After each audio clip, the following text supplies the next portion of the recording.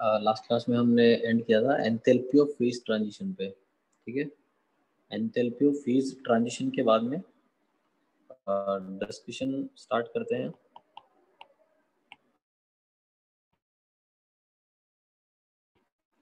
Enthalpy of hydration of salt.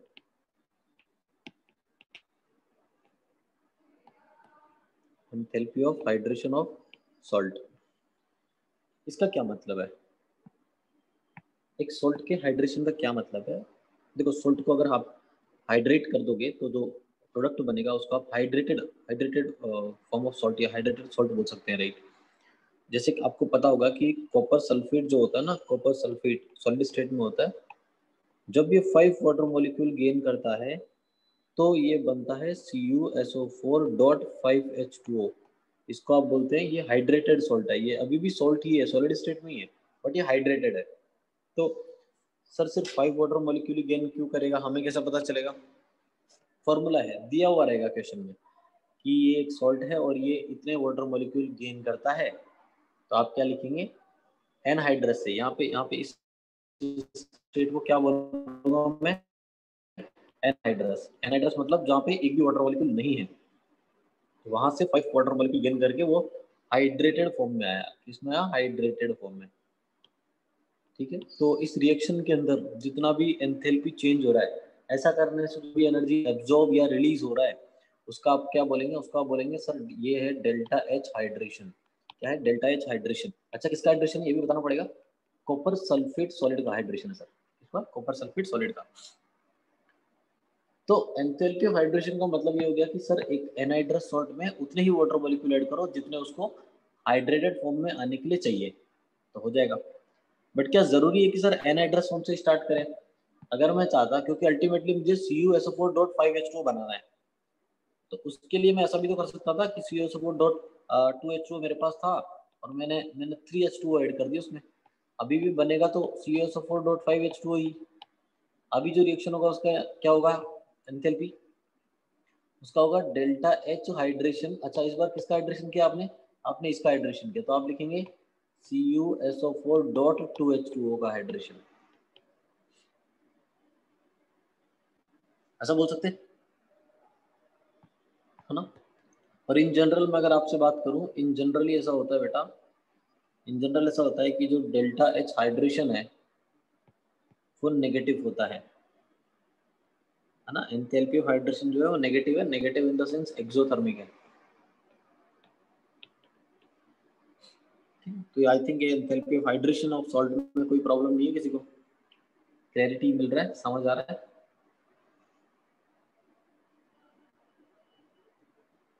ये समझ आ रही बात? ठीक है, चलिए। अच्छा, तो enthalpy of hydration of salt में पहली बात तो कि या तो एनहाइड्रस फॉर्म से स्टार्ट करेंगे या ये इसको क्या बोलेंगे? Partially hydrated. Partially hydrated form से स्टार्ट करेंगे और फाइनली वहां तक लेके जाएंगे। फाइनली एक्चुअल फॉर्मूले तक लेके जाएंगे और एक्चुअल फॉर्मूले में कितने वाटर मॉलिक्यूल होते हैं ये हमें क्वेश्चन में गिवन होगा। तो ये मुझे समझ आ गया था हाइड्रेशन ऑफ सॉल्ट। अब उसके बाद जो नेक्स्ट आता है वो है एंथैल्पी ऑफ सॉल्यूशन। ये डिफरेंट है। अब एंथैल्पी ऑफ सॉल्यूशन क्या बोलना चाह रहा है,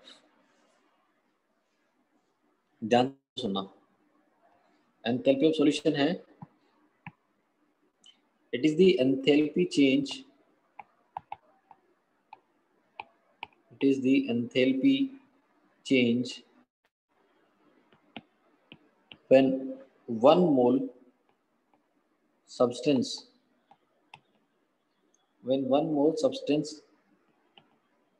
is dissolved,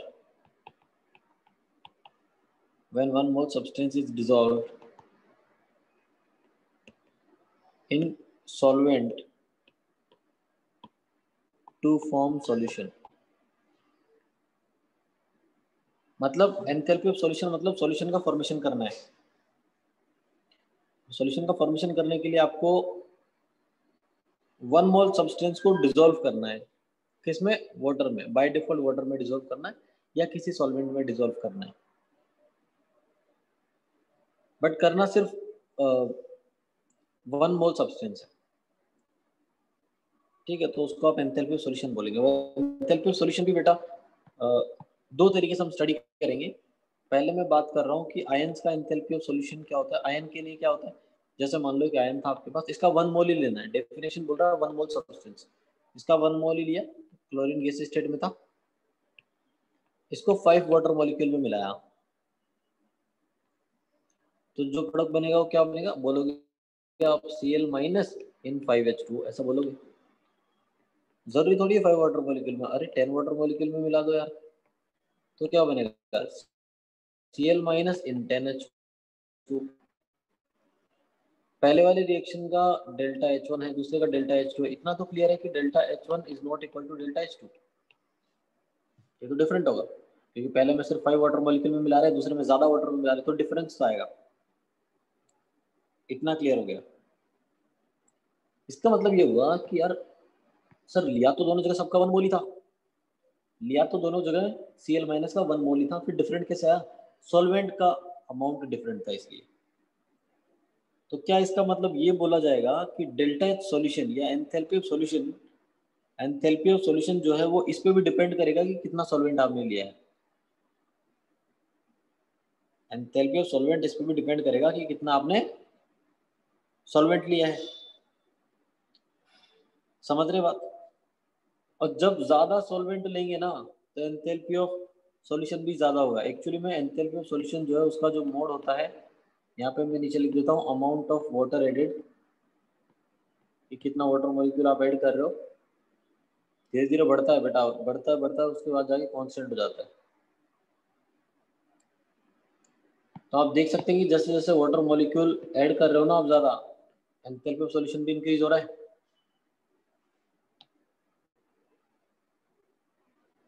ना बेटा, बोथ आर डिफरेंट,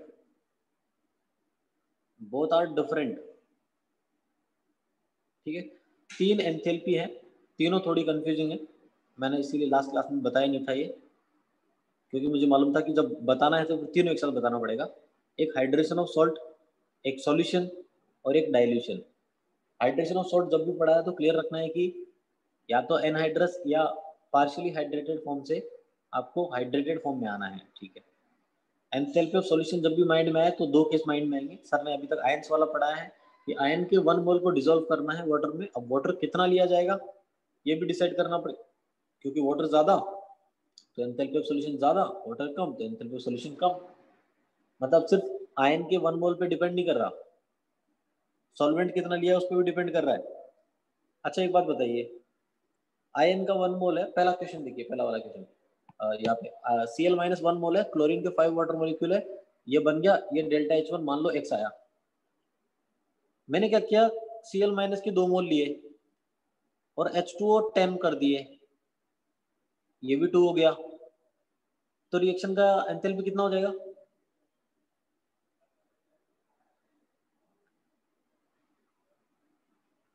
ट्वाइस हो जाएगा, बहुत बढ़िया, 2x हो जाएगा, बहुत बढ़िया, 2x हो गया।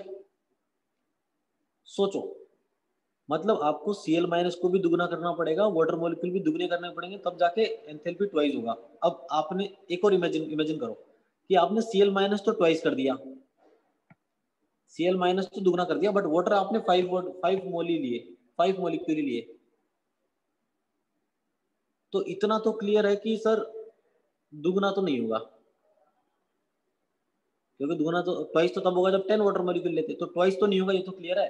और ये भी पता है कि सर जो एक्स वैल्यू दिया गया इससे कम भी नहीं आ सकता, क्योंकि 1 मोल Cl माइनस के लिए एक्स आ रहा था, तो एक्स से ज्यादा और 2x से कम आएगा, बट कितना आएगा वो नहीं बता सकता मैं। बात समझ आ रही है मेरी, है ना। चलिए बढ़िया। अच्छा इसको मैं एक काम करता हूँ, क्वेश्चन के फॉर्म में समझाता हूँ, ज्यादा मजा आएगा।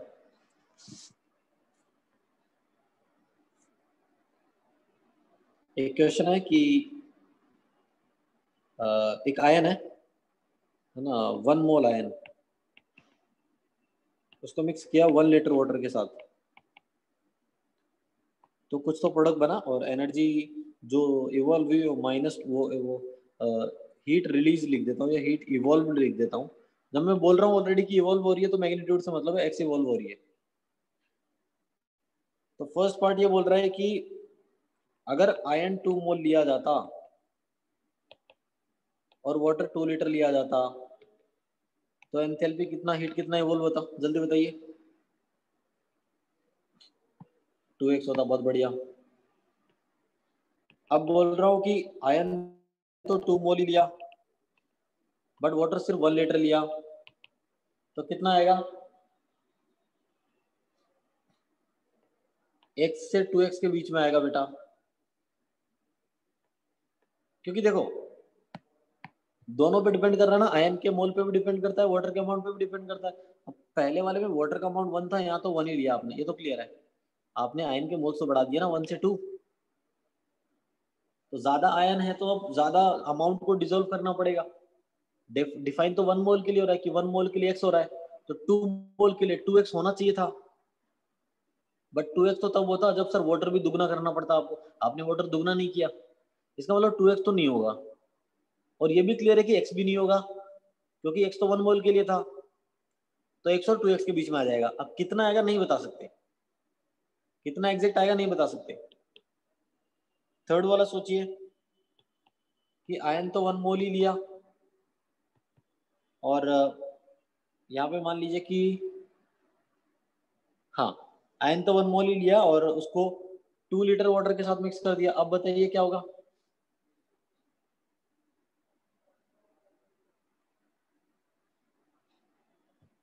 कहां से कहां तक आएगा? अब फिर से वही बात की सर अगर दोनों को ट्वाइस कर देते, दोनों को ट्वाइस कर देते ना, दोनों को ट्वाइस, तो सर 2x हो जाता। अब आप तो स्मार्ट है, आपने सर वाटर को तो ट्वाइस कर दिया, वाटर को ट्वाइस करने से मैं सोचूंगा कि दुगना हो जाना चाहिए, बट दुगना तो तब होता जब आयन के मोल्स भी दुगने होते, ये तो नहीं हुए सर, इसका मतलब 2x तो नहीं होगा। और ये भी क्लियर कि x भी नहीं होगा।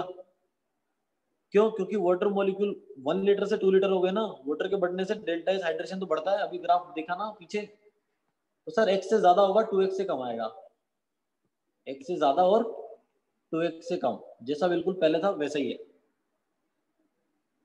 क्या बात समझ आ रही है मेरी?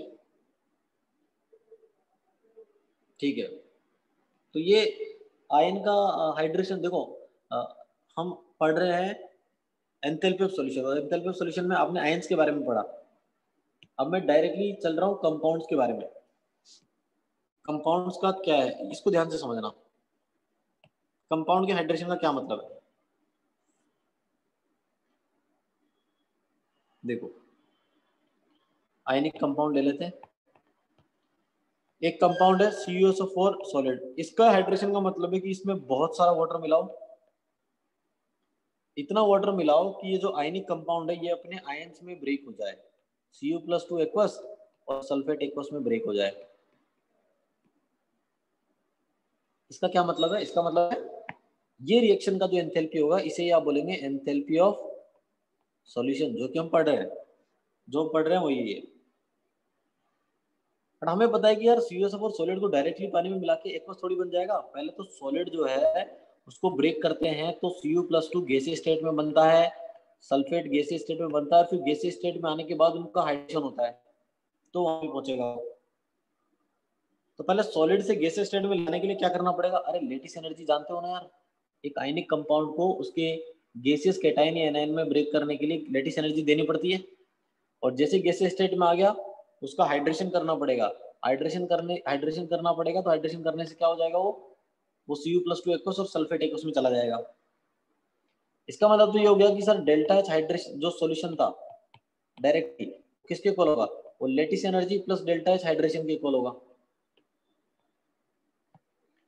ठीक है, अब सर लेटिस एनर्जी तो होता है पॉजिटिव क्योंकि ब्रेक कर रहे हैं, और हाइड्रेशन होता है नेगेटिव, एक पॉजिटिव एक नेगेटिव है, तो डेल्टा एच सॉल्यूशन क्या होगा? सर डिपेंड करेगा कि ये या तो पॉजिटिव होगा, ये पॉजिटिव हो सकता है, इवन ये नेगेटिव हो सकता है, सर ये तो जीरो भी हो सकता है, ये तो पॉजिटिव हो सकता है, ये तो नेगेटिव, ये तो जीरो भी हो सकता है। तो डेल्टा एच सॉल्यूशन जो है वो पॉजिटिव आ सकता है, वो नेगेटिव आ सकता है, जीरो आ सकता है, हम कमेंट नहीं करेंगे, हम कमेंट नहीं करेंगे।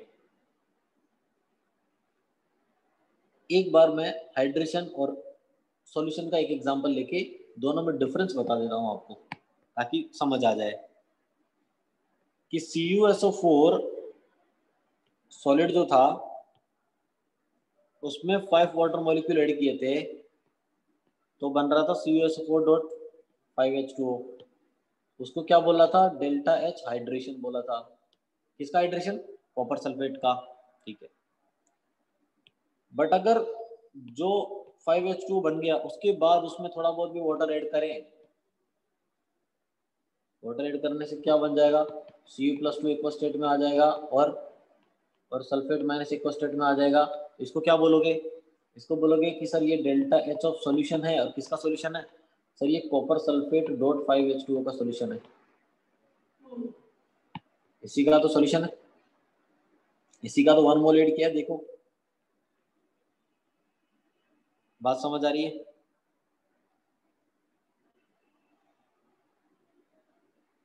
ठीक। अब एक और टर्म जो है उसे भी समझ लो तुम, एंथैल्पी ऑफ डाइल्यूशन। ये अब ये भी आसान है। अच्छा, डाइल्यूट करना मतलब एक सॉल्यूशन को दूसरे सॉल्यूशन में कन्वर्ट करना। और कैसे कन्वर्ट करना? एक सॉल्यूशन था उसमें थोड़ा बहुत वाटर मिला दो, वो डाइल्यूट हो जाएगा। इसका मतलब पहले भी सॉल्यूशन रहना चाहिए और वाटर ऐड करने के बाद फाइनली भी सॉल्यूशन बनेगा। ये तो क्लियर हो गया। तो एंथैल्पी ऑफ डाइल्यूशन का मतलब है enthalpy change when a solution containing 1 mole solute is diluted from one correction to another। इसका क्या मतलब है? सुनना ध्यान से। जैसे एक सॉल्यूशन था Cl माइनस था, वो 5 वाटर मॉलिक्यूल के अंदर ऑलरेडी डिसॉल्व था, तो ऑलरेडी एक सॉल्यूशन बना हुआ है। तो इसमें मैंने 5 वाटर मॉलिक्यूल और ऐड कर दिए, इसको डाइल्यूट कर दिया, तो अब ये चला गया Cl माइनस 10H2O में। तो इसको मैं क्या बोलूंगा? इस रिएक्शन का जो एंथैल्पी होगा उसको मैं क्या बोलूंगा? मैं बोलूंगा कि इस रिएक्शन का जो एंथैल्पी है वो है enthalpy of dilution from 5H2O to 10H2O। ये पहला 5 था और फाइनली 10 कर दिया, यहाँ से यहाँ पे लेके गया मैं। तो जब आप डाइल्यूट कर रहे हो तो आपको बताना पड़ेगा ना कहाँ से कहाँ तक डाइल्यूट कर रहे हो यार। चलो मान लो एक सॉल्यूशन ऑलरेडी था Cl माइनस इन 10H2O, उसमें 5 वाटर मॉलिक्यूल ऐड किए तो बन गया Cl माइनस इन 15H2O। इस रिएक्शन का एंथैल्पी क्या होगा? इस रिएक्शन का एंथैल्पी होगा sir delta H of dilution from 10H2O to 15H2O। Simple. और जो डाइल्यूशन का एंथैल्पी वो हमेशा एक्सोथर्मिक होगा, ऑलवेज एक्सोथर्मिक। मेरी एक बात सुनिएगा, मान लो ये वैल्यू x के इक्वल था, ये वैल्यू y था, क्या x और y दोनों सेम होंगे? हाँ या ना? क्या x और y दोनों सेम होंगे? नो। बिल्कुल सही बात है कि सर 5 से 10 में लेके आया तो जितना एनर्जी रिलीज हुआ, क्या 10 से 15 में भी उतना होगा? कोई लीनियर मेथड थोड़ी चल रहा है, लीनियर कैलकुलेशन थोड़ी है सर ये। 5 से 10 में लाया तो एक्स एनर्जी रिलीज हुआ, 15 से 20 में उतना होगा, अरे 100 से 105 में उतना होगा, नहीं, ऐसा कोई लॉजिक नहीं है। X is not equal to Y. हाँ सर, एंथैल्पी ऑफ डाइल्यूशन का मतलब इतना क्लियर है कि एक सॉल्यूशन रहेगा ऑलरेडी, उस सॉल्यूशन में कुछ वाटर में मिलाऊंगा और फाइनल सॉल्यूशन बन जाएगा।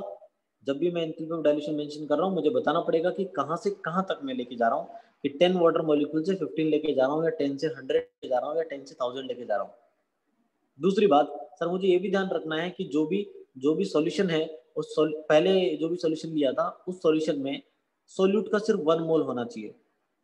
ये तो डेफिनेशन बोल रहा है कि enthalpy change when one solution when a solution containing 1 mole solute, एक ऐसा सॉल्यूशन जिसमें सिर्फ और सिर्फ 1 मोल सोल्यूट है, उसमें थोड़ा बहुत पानी मिलाएंगे और फाइनल सॉल्यूशन पे लेके जाएंगे। इस टेक्निक को या इस रिएक्शन को हम बोलते हैं एंथैल्पी ऑफ डाइल्यूशन। तो सर ये 3 टर्म्स यहाँ पे हो गई, डाइल्यूशन, हाइड्रेशन ऑफ सॉल्ट और सॉल्यूशन। ये तीनों को क्या एक जगह समझा जा सकता है? देखिएगा, मान लीजिए ये ग्राफ मैंने बनाया कॉपर सल्फेट के लिए। मुझे वो बताइए, यहाँ पे मैं नीचे लिख रहा हूँ, यहाँ पे volume of sorry number of H2 added.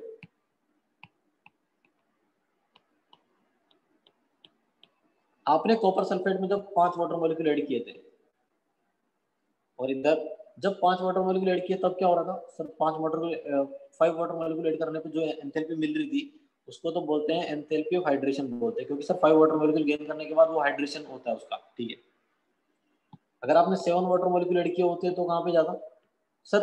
Hydration तो हो गया 5 तक, उसके बाद 7 ऐड करते, उसके बाद 2 वाटर मॉलिक्यूल और ऐड करते तो बन जाता डेल्टा एच, सॉल्यूशन बन जाता सर, वो सॉल्यूशन इन 7H2 बन जाता, इन 7H2। सर अगर मान लो 10 वाटर मॉलिक्यूल तक लेके जाते तो क्या बनता? तो बनता delta H solution in 10H2 बनता। ये भी क्लियर है?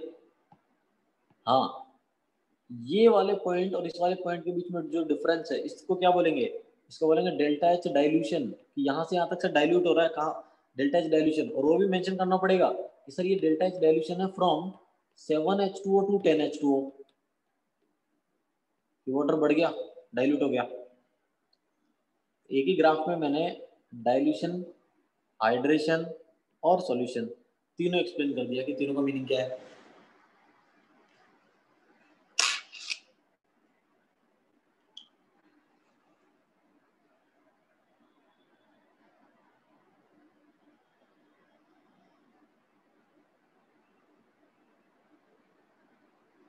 आई बात समझ में?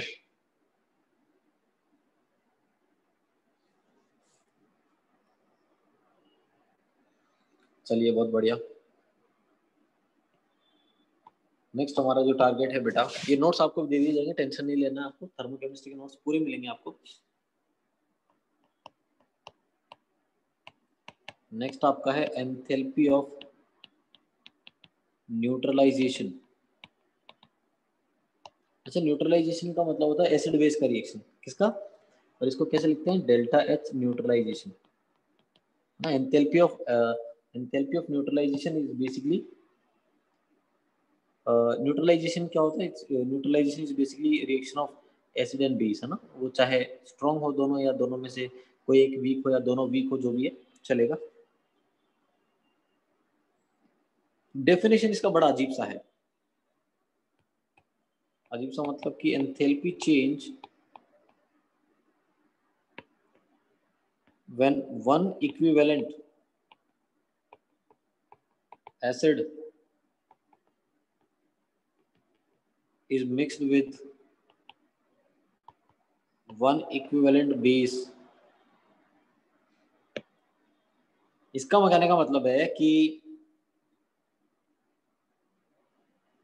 एक एसिड है Ha और एक बेस है BOH, जब दोनों मिलेंगे तो बनेगा सॉल्ट Ba प्लस वाटर। और इस रिएक्शन का जो एंथैल्पी है उसको डेल्टा एच न्यूट्रलाइजेशन बोलेंगे, और वो हमेशा नेगेटिव होता है। Delta H neutralisation is always exothermic, मतलब जब एसिड और बेस की रिएक्शन होती है तो हमेशा एनर्जी रिलीज होती है।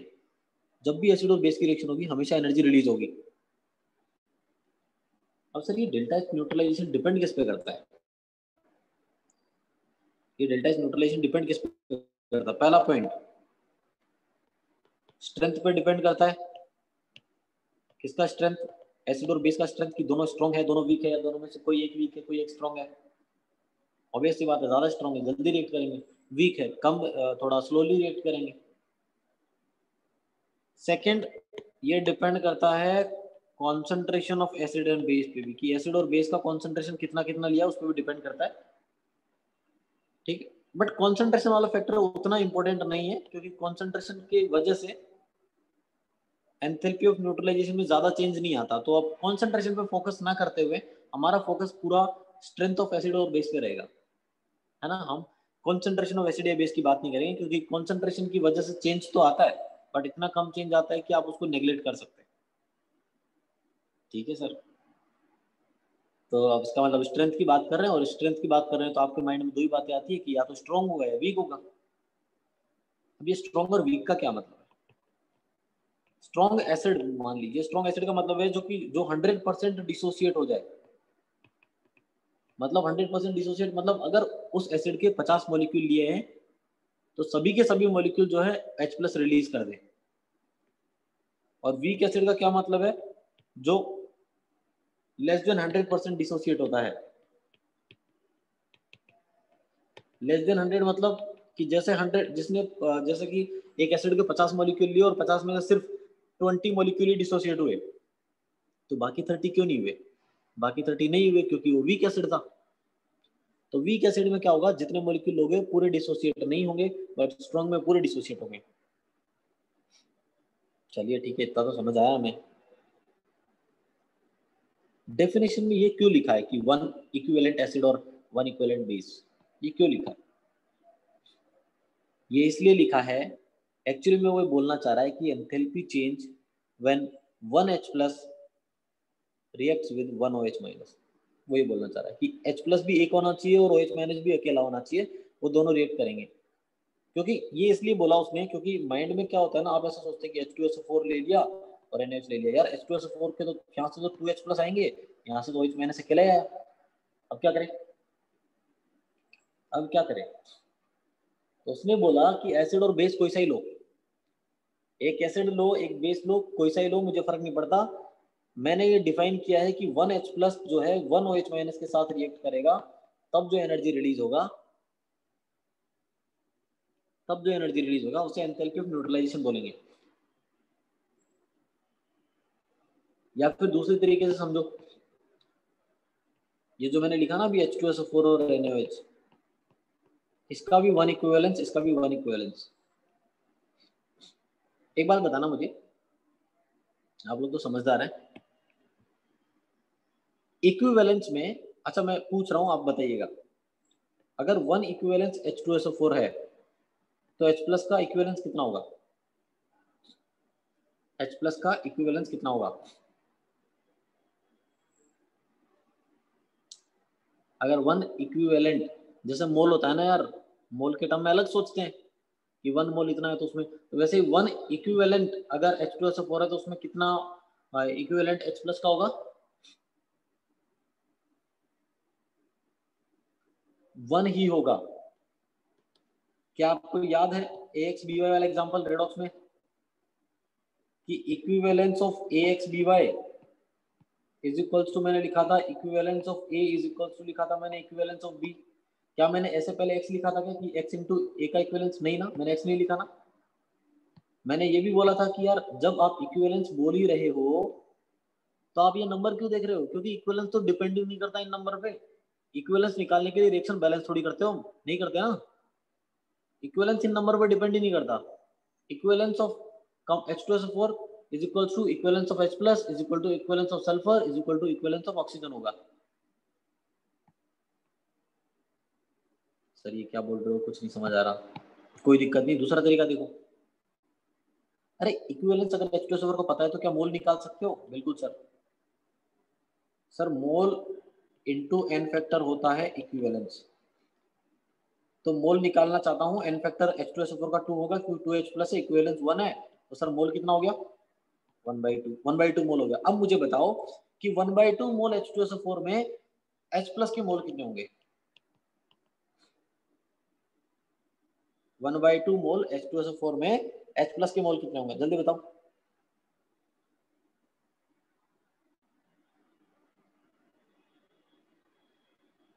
मोल्स, मोल्स बेटा, 1 मोल H2SO4 में 2 मोल H प्लस होते हैं, तो 1/2 मोल में कितने होंगे? अरे जल्दी बताओ यार, 1 ही होगा। तो क्या 1 इक्विवेलेंस का मतलब हमेशा 1 मोल H प्लस होता है? बिल्कुल बिल्कुल। तो ये जो बोल रहा है ना वन इक्विवेलेंट एसिड, इसका मतलब ये बोलना चाह रहा है कि 1 मोल H plus is mixed with 1 mole OH minus, कि 1 मोल H प्लस और 1 मोल OH माइनस से अगर x किलो जूल रिलीज हो रहा है तो 2 मोल H प्लस और 2 मोल OH माइनस से 2x रिलीज होगा। ये तो बहुत बेसिक इन्फॉर्मेशन है। चलिए सुनते हैं, थोड़ा ध्यान से सुनना। यहाँ पे थोड़ा स्लो चलेंगे हम। एक स्ट्रॉन्ग एसिड और स्ट्रॉन्ग बेस की जब रिएक्शन होती है, तो जैसे HCl है, HCl एक रिएक्शन करता है NaOH के साथ, तो क्या बनता है? NaCl plus water. आपको मैं बता दूं कि HCl स्ट्रॉन्ग एसिड है, जो भी स्ट्रॉन्ग होता है वो अपने आयंस में डिसोसिएट हो जाता है। ये भी स्ट्रॉन्ग है, ये भी अपने आयंस में डिसोसिएट हो जाएगा, Na+ एक्वस और OH माइनस एक्वस।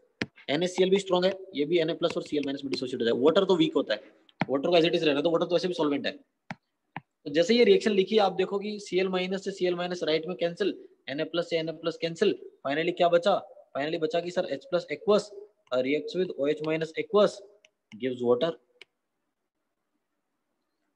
इसका मतलब जो नेट रिएक्शन है एक्चुअली में स्ट्रॉन्ग एसिड और स्ट्रॉन्ग बेस में जो भी रिएक्शन होती है उसमें रिएक्शन क्या होती है, यही रिएक्शन होती है नेट रिएक्शन, क्योंकि बाकी तो आयन है, स्पेक्टेटर आयन है, Na+ तो स्पेक्टेटर आयन है, तो नेट रिएक्शन स्ट्रॉन्ग एसिड और स्ट्रॉन्ग बेस का नेट रिएक्शन क्या है, H+ plus OH- gives water. और इससे कितना एनर्जी रिलीज होता है ये आपको याद रखना है, मैं आपको डेटा बताता हूँ। डेल्टा H न्यूट्रलाइजेशन होता है -13.7 किलो कैलोरी पर मोल, या फिर -57.1 किलो जूल पर मोल। मैं बोलना चाह रहा हूँ कि जब दोनों स्ट्रॉन्ग होते हैं, एक स्ट्रॉन्ग एसिड और एक स्ट्रॉन्ग बेस, जब दोनों स्ट्रॉन्ग होते हैं तो इतना एनर्जी रिलीज होता है किलो कैलोरी में, और किलो जूल में इतना एनर्जी रिलीज होता है। तो ध्यान रखेंगे डायरेक्टली किलो कैलोरी वाला, कि जब एक स्ट्रॉन्ग एसिड और एक स्ट्रॉन्ग बेस रिएक्ट करते हैं तो 13.7 किलो कैलोरी एनर्जी रिलीज होता है पर मोल। सर ये मोल कहाँ से आ गया, किसका मोल है, मैं फिर से बोल दूं, यहाँ पे लिख देता हूँ 13.7 किलो कैलोरी पर मोल ऑफ H2O, कि जितना H2O बनेगा, यहाँ पे 1 मोल H2O बना तो 13.7, अगर मान लो H2O 2 मोल बन रहा होता तो 13.7 इंटू 2 रिलीज होगा सर, 3 मोल बन रहा होता तो 13.7 इंटू 3 मोल इतना एनर्जी रिलीज होगा सर, क्योंकि 1 मोल ही वाटर बन रहा है तो 13.7 ही रिलीज होगा। क्या बात समझ आ रही है, क्या मेरी बात समझ आ रही है, ठीक है। अब एक इंटरेस्टिंग बात सुनना कि सर ये तो दोनों स्ट्रॉन्ग थे तो क्लियरली समझ आ गया। अब ऐसा सोचते हैं कि कोई एक वीक है ना, if one of them is weak, अगर कोई एक वीक है तो क्या होगा। तो चलिए ठीक है सर लिख लेते हैं, जैसे मान लो ये वीक एसिड है, एसिटिक एसिड वीक होता है, NaOH तो स्ट्रॉन्ग है ही, सॉल्ट बनेगा, ये वाटर हो गया। तो ये स्ट्रॉन्ग जो है वो तो Na+ और OH- में मिलेगा ही मिलेगा, और ये भी सॉल्ट तो सारे स्ट्रॉन्ग होते हैं, ये भी ऐसे मिलेगा ही मिलेगा। इसको ऐसे कुछ नहीं करेंगे क्योंकि ये वीक है ना, तो वीक डिसोसिएट नहीं होता, तो उसको ऐसे ही रखेंगे। यहाँ पे कैंसिल क्या किया, सिर्फ Na+ से Na+ कैंसिल किया, बाकी लिखा हुआ है सर। बाकी यहाँ पे नेट रिएक्शन क्या है, यहाँ पे नेट रिएक्शन है कि एसिटिक एसिड ने OH- के साथ रिएक्शन किया और ये बनाया और वाटर बनाया, ठीक है, ये नेट रिएक्शन है। मेरी बात सुनना, जब एक स्ट्रॉन्ग एसिड और स्ट्रॉन्ग बेस रिएक्शन करता है तो 13.7 किलो कैलोरी एनर्जी रिलीज होती है। अगर दोनों में से कोई भी एक वीक है, अगर दोनों में से कोई भी एक वीक है तो एनर्जी उससे कम रिलीज होगा, 13.7 से कम होगा। चलिए मैं एक बार बता देता हूँ।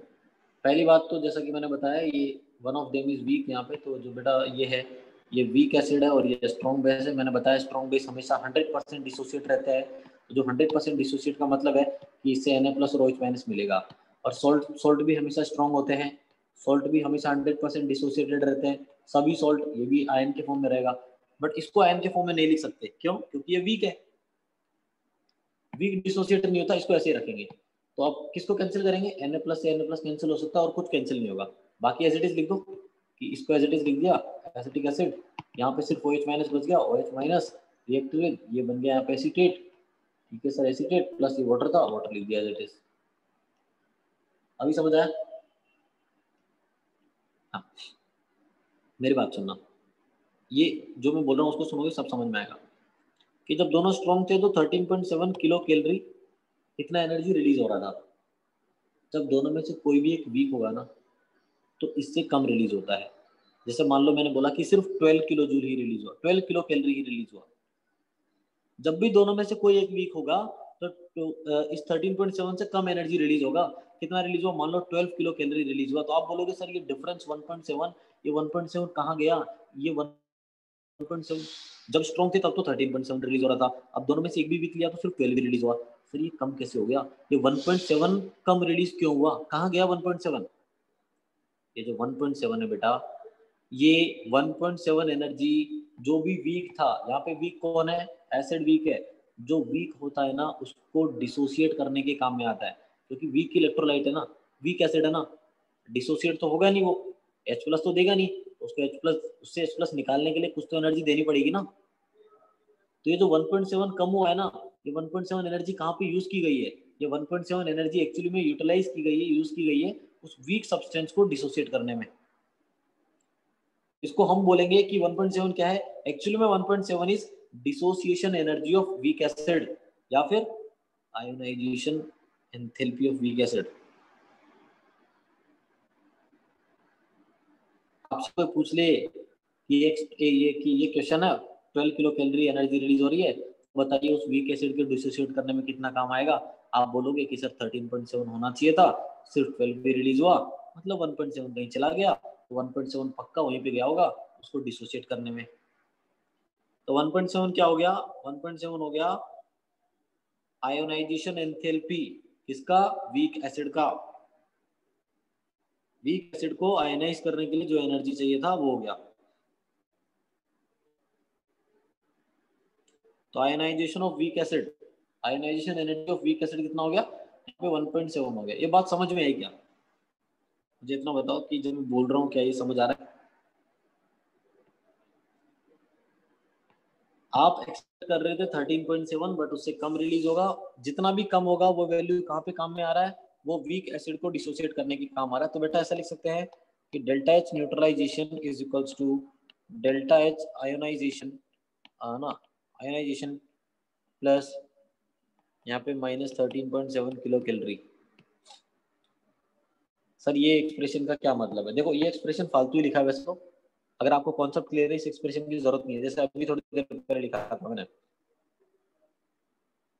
कि न्यूट्रलाइजेशन 12 था, सिर्फ 12 ही रिलीज हुआ, -12 is equals delta H ionisation था, -13.7 आ गया, यहाँ से डेल्टा एच आयनाइजेशन निकालोगे तो आएगा 1.7 आएगा, सॉल्व करोगे तो ये साइन के चक्कर में क्यों कंफ्यूज हो रहे हो यार, डायरेक्टली आपको पता है ना कि 13.7 होना चाहिए था, मान लो सिर्फ 11 हुआ, तो बीच में कितना डिफरेंस आ गया, 2.7, ये 2.7 कहाँ गया, पक्का आयनाइजेशन में गया। तो पूछा आयनाइजेशन एनर्जी, बोल देना 2.7 सर, साइन में फंसना ही नहीं हमको, हमको साइन में फंसना ही नहीं है।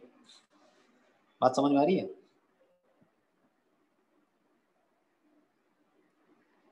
ठीक है,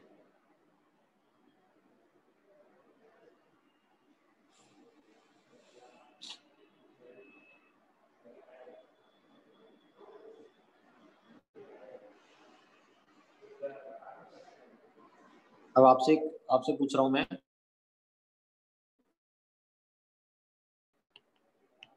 कैलकुलेट डेल्टा एच आयनाइजेशन, मतलब किसका आयनाइजेशन, आयनाइजेशन निकालना है, किसका निकालना है चलिए बताएंगे। पहले ऑप्शन ए,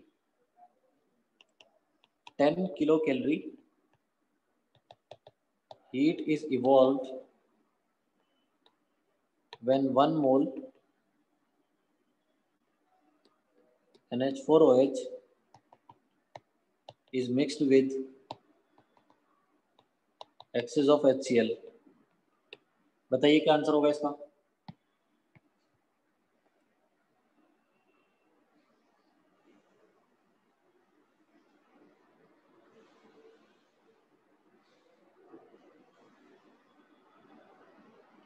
3.7 बिल्कुल सही बात है, सोचना ही नहीं है कुछ इसमें, बहुत आसान है ये तो।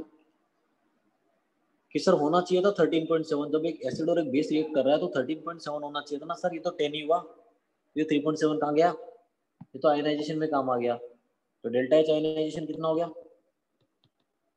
3.7। अच्छा किसका आयनाइजेशन था, जो वीक है, वीक कौन है, ये वीक है, HCl तो स्ट्रॉन्ग होता है ना यार, ये वीक बेस है, उसके आयनाइजेशन में काम आया, ऑप्शन बी। नेक्स्ट क्वेश्चन पूछ रहा हूँ आपसे, यहाँ पे थोड़ा आप सोच समझ के आंसर बताइएगा, बड़ा ही अच्छा क्वेश्चन है। उसने बोला कि 50 ml और 0.5 मोलर NH4OH था, और मैंने क्या किया इसमें, इसमें मैंने 20 ml और 0.2 मोलर HCl मिलाया, और जब मैंने मिलाया तो मैंने देखा कि यार हीट जो है थोड़ा बहुत इवॉल्व हुआ, हीट इवॉल्व हुआ, कितना इवॉल्व हुआ, नियरली वो 0.1 किलो कैलोरी इतना हीट इवॉल्व हुआ। ठीक है, तो पूछ तो वही रहा है वो कि यार आयनाइजेशन बताइए। आयनाइजेशन किसका, ऑब्वियस सी बात है इसी का पूछेगा क्योंकि ये वीक है। तो पहले आपको ये पता होना चाहिए कि यार दोनों के जब वन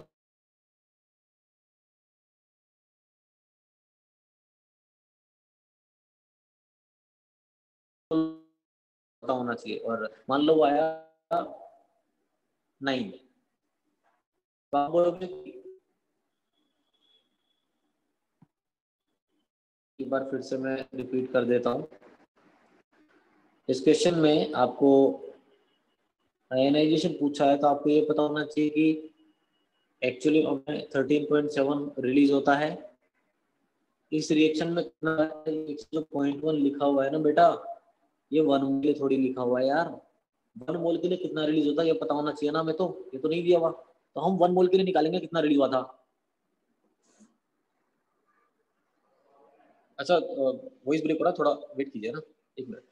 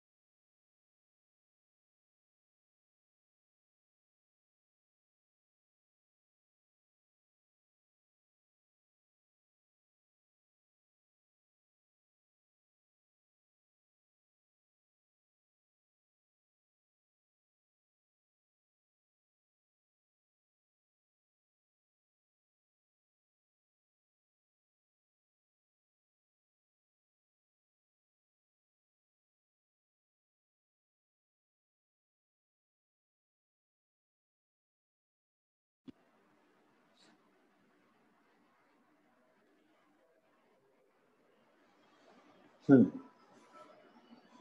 तो मैं बात कर रहा था, अभी अभी क्लियर है, सुनाई दे रहा है अच्छे से? हाँ ठीक है, चलिए, तो मैं क्या बोल रहा था कि एक बार फिर से मैं कहानी सुना देता हूँ कि हमें इतना पता है कि 1 मोल H+ और 1 मोल OH- रिएक्ट करता है तो 13.7 रिलीज होता है। अगर दोनों स्ट्रॉन्ग है तो 13.7 रिलीज होगा। दोनों में से कोई भी एक वीक है तो उससे कम रिलीज होगा, मान लो 10 ही रिलीज हुआ, तो 13.7 होना चाहिए था, सिर्फ 10 ही हुआ, तो ये 3.7 कहाँ गया? आयोनाइजेशन में काम में आया होगा सर। ठीक है, यहाँ पे जो डेटा दिया गया है 0.1 किलो कैलोरी, वो कब दिया गया है? जब आप इतना NH4OH और इतना HCl मिलाते हैं। क्या ये 1 मोल एसिड या 1 मोल बेस के रिएक्शन से जो एनर्जी रिलीज होता है उतना दिया हुआ है? नहीं। कितने मोल के दिया हुआ है ये निकालना पड़ेगा सर कि ये कितना मोल का दिया गया है।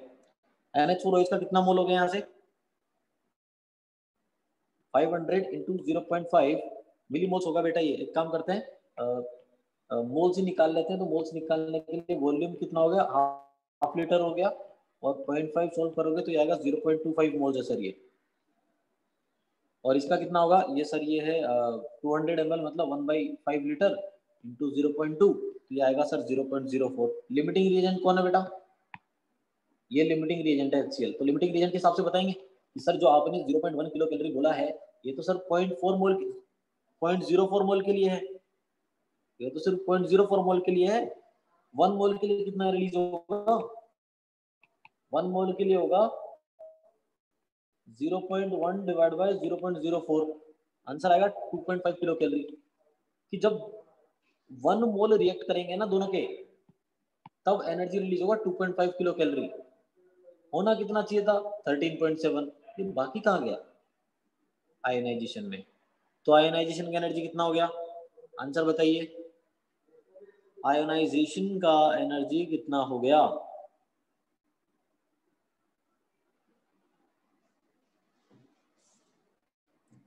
11.2 बेटा, 1.2 नहीं आएगा। 11.2 आएगा, राइट, टोटल 11.2 होगा ना, एग्जैक्टली।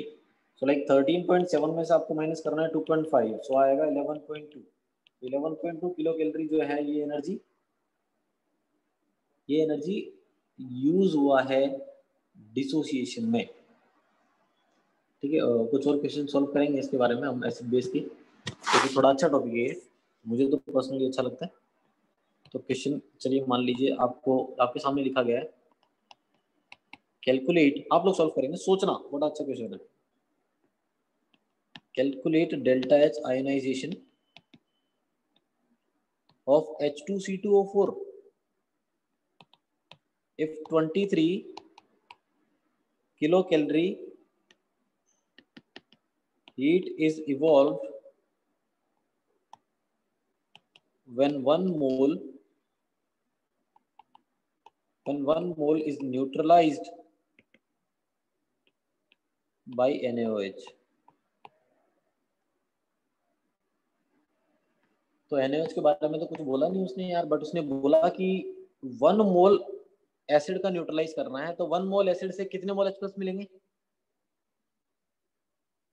कितने मोल मिलेंगे?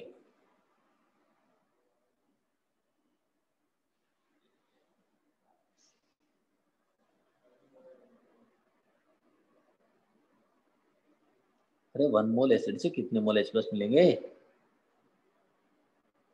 फिर से सोचो। H2C2O4 1 मॉलिक्यूल में 2 हाइड्रोजन है यार, तो 1 मोल से 2 मोल H+ नहीं मिलेंगे क्या? 1 मोल एसिड से 2 मोल H+ ही तो मिलेंगे। तो 1 मोल एसिड लिया, इसका मतलब सर 2 मोल तो H+ हो गए। बेस के बारे में कुछ नहीं बोला, तो सर 2 मोल ही OH माइनस होंगे पक्का। तो वाटर कितना बनेगा, 2 बनेगा, तो रिलीज कितना होना चाहिए, 13.7 इंटू 2 रिलीज होना चाहिए, मतलब 27.4 रिलीज होना चाहिए। हुआ कितना, सिर्फ 23, तो बाकी कहाँ गया? और बाकी गया जहां भी गया, मुझे तो डेल्टा एच आयनाइजेशन बताओ आप कितना आएगा।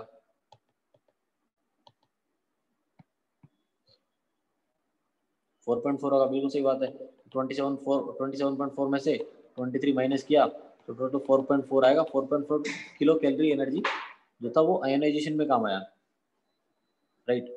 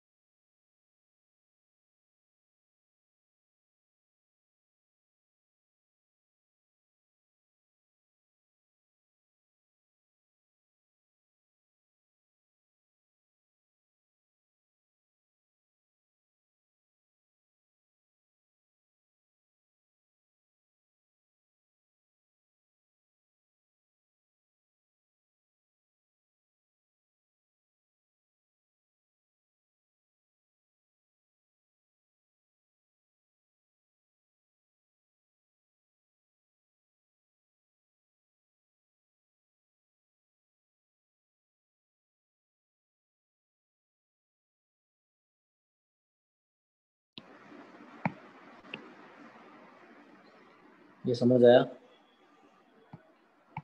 ये वाला क्वेश्चन समझ आया सबको, 4.4 वाला, ठीक है।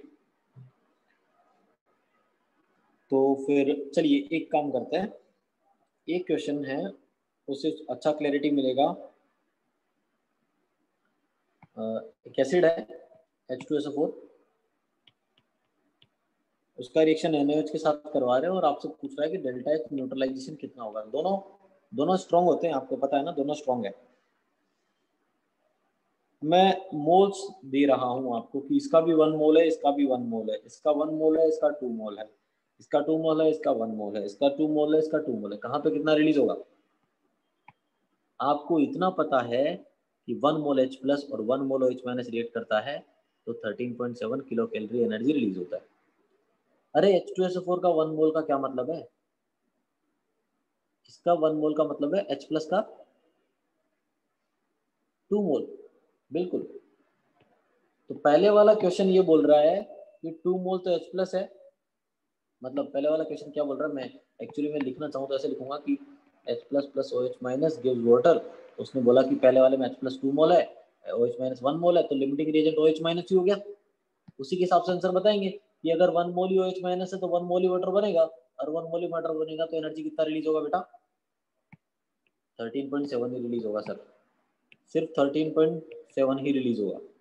ठीक है, सेकेंड पार्ट देखिए। एसिड तो 1 मोल ही लिया है तो H प्लस 2 मोल होंगे, बेस के 2 मोल लिए तो OH माइनस भी 2 मोल होंगे। अरे तो सर वाटर भी 2 मोल बनेगा ना, 2 मोल बनेगा मतलब कितना रिलीज होगा? 2 इंटू 13.7। बात समझ में आ रही है? हाँ या ना बोलो। चलिए तो थर्ड और फोर्थ बताइए सॉल्व करके जल्दी।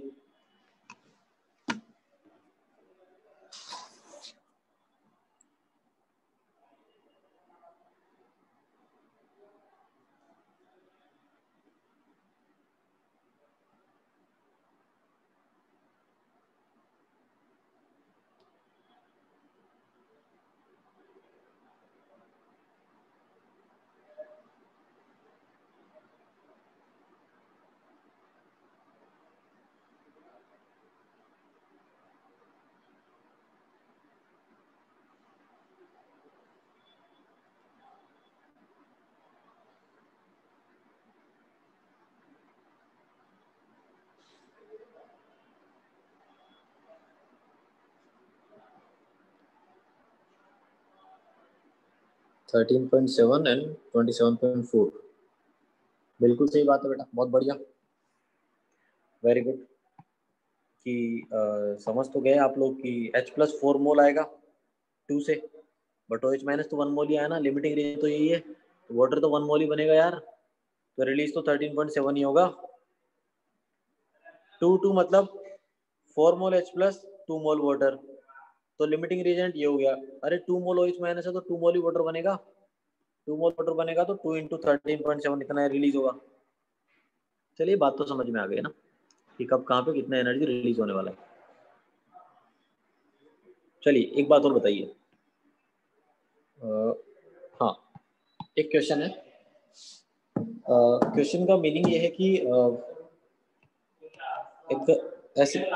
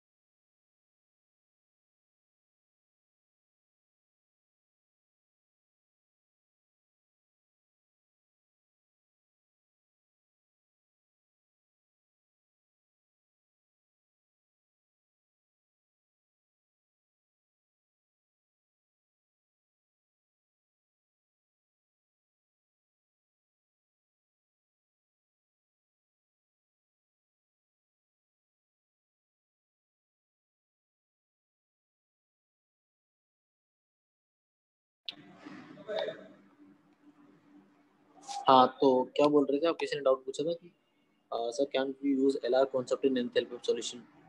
देखो एंथैल्पी ऑफ सॉल्यूशन में ना वो लीनियर रिलेशन नहीं है बेटा, यूज कर सकते हैं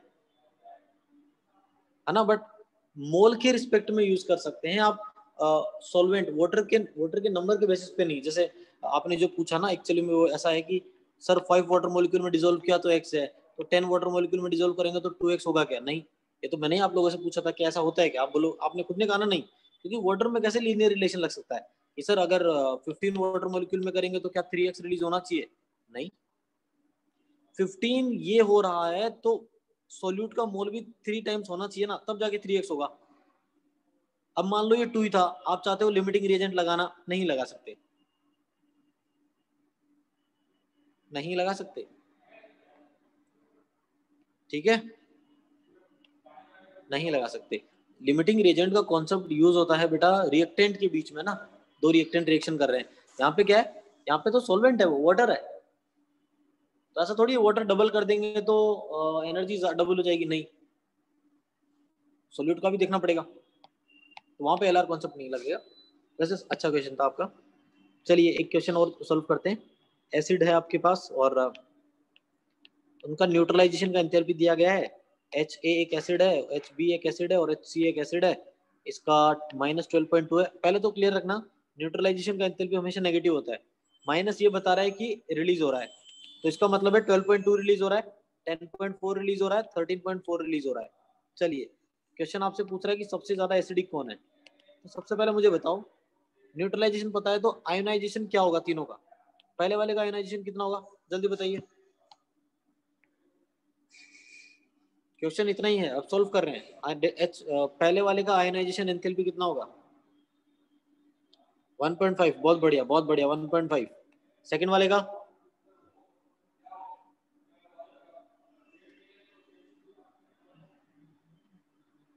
3.3, वेरी गुड बेटा। और लास्ट वाले का 0.3 होगा ना। तो मुझे एक बात बताइए कि ज्यादा एनर्जी डिसोसिएट करने में कहां पे लग रहा है, यहाँ पे क्यों लग रहा है ज्यादा एनर्जी डिसोसिएट करने में, क्योंकि वीक है वो बहुत वीक है, बहुत ज्यादा वीक है, इसलिए डिसोसिएट करने में ज्यादा एनर्जी लग रहा है।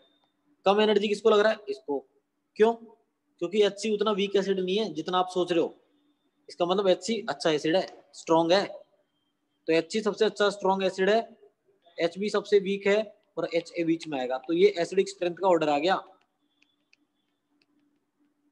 हमसे तो पूछा ही मोस्ट एसिडिक था, आंसर HC होगा।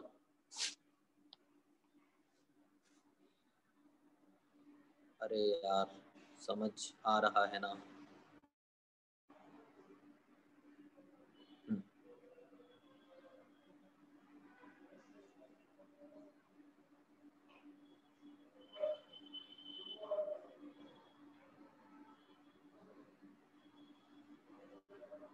चलिए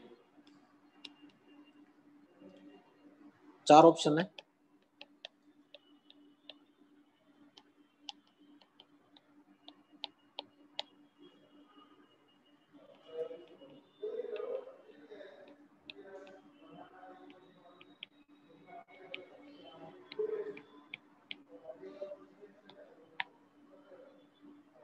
चारों में से क्वेश्चन ये पूछा जा रहा है कि कहां पे मिनिमम एनर्जी इवॉल्व होगा, इन चारों में से कहां पे मिनिमम एनर्जी इवॉल्व होगा, क्योंकि चारों में रिएक्शन हो रही है एसिड बेस। किसी ने कहा फोर्थ वाले में, अब बिल्कुल सही बात है, फोर्थ वाले में होगा, क्योंकि ये वीक एसिड है ये वीक बेस है, दोनों वीक है यहाँ पे तो। अरे यहाँ पे स्ट्रॉन्ग बेस है, ये वीक एसिड है, फर्स्ट वाले में स्ट्रॉन्ग एसिड है, सॉरी से वीक बेस है, फर्स्ट वाले में दोनों स्ट्रॉन्ग है। अरे जहाँ पे दोनों ज्यादा वीक हैं वहां पे एनर्जी सबसे कम इवॉल्व होगा ना, क्योंकि दोनों को डिसोसिएट करने में एनर्जी कम ही लिया जाएगा, जब दोनों के डिसोसिएशन में एनर्जी कम आ जाएगा तो रिलीज एनर्जी तो कम ही होगा ना।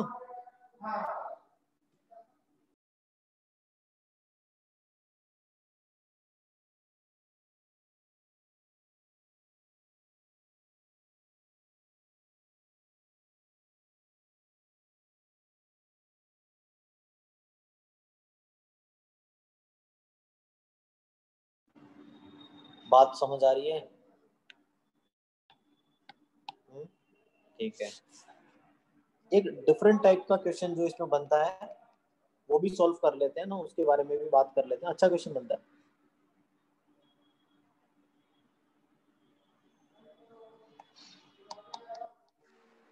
Calculate calculate change in temperature, calculate change in temperature मतलब delta T, if 500 ml 0.1 molar HCl. If 500 ml 0.1 molar HCl is mixed with, उसको मिक्स किया जा रहा है बेटा, ठीक है, उसको मिक्स किया जा रहा है, उतना ही ml और 0.2 मोलर NaOH के साथ, ठीक है, इन एन एडियाबेटिक कंटेनर, ठीक है, ऐसा हम एडियाबेटिक कंटेनर में कर रहे हैं। एडियाबेटिक कंटेनर में मतलब जो भी हीट इवॉल्व होगा वो अंदर का अंदर ही रहेगा, बाहर कहीं नहीं जाने वाला। ये तो क्लियर है कि हीट इवॉल्व होगा क्योंकि न्यूट्रलाइजेशन हो रहा है, तो जो भी हीट इवॉल्व होगा उससे बाहर एटमोस्फेयर में कोई फर्क नहीं पड़ रहा क्योंकि कंटेनर एडियाबेटिक है। साथ ही साथ कुछ ज्ञान की बातें दी गई है कि जो डेंसिटी होगा सोल्यूशन का, डेंसिटी ऑफ सोल्यूशन जो है वो क्या है, वो है 1 ग्राम/ml। इसकी क्या जरूरत पड़ेगी देखेंगे। और ये भी दिया गया है कि बेटा जो स्पेसिफिक हीट है, specific heat of final solution का स्पेसिफिक हीट है 1.5 कैलोरी पर ग्राम केल्विन। यूनिट देखना, यूनिट देखना यार, 1.5 कैलोरी पर ग्राम केल्विन दिया गया है, ठीक है। तो क्वेश्चन ये है, इसको सॉल्व कैसे करेंगे, इस तरह के क्वेश्चन कैसे सॉल्व होते हैं सुनना। आपको पता है अल्टीमेटली रिएक्शन तो HCl और NaOH में होने वाला है। मिलीमोल्स निकालो यार, मिलीमोल्स HCl के कितने हैं सर? HCl के मिलीमोल्स होंगे 500 इंटू 0.1 मतलब 50, और NaOH के कितने होंगे? NaOH के होंगे सर 500 इंटू 0.2 मतलब 100। तो ये लिमिटिंग रिएजेंट है सर, तो इसके हिसाब से आंसर बताएंगे। तो हीट इवॉल्व कितना होना चाहिए सर? हीट इवॉल्व होना चाहिए कि 1 मोल के लिए तो 13.7 होता है किलो कैलोरी में, मतलब 13.7 इंटू 10⁻³ कैलोरी होना चाहिए 1 मोल के लिए। बट 50 मिलीमोल्स के लिए कितना होगा? 50 से मल्टीप्लाई कर दो सर, 50 मिलीमोल से मल्टीप्लाई कर दो, इतना हीट इवॉल्व होगा।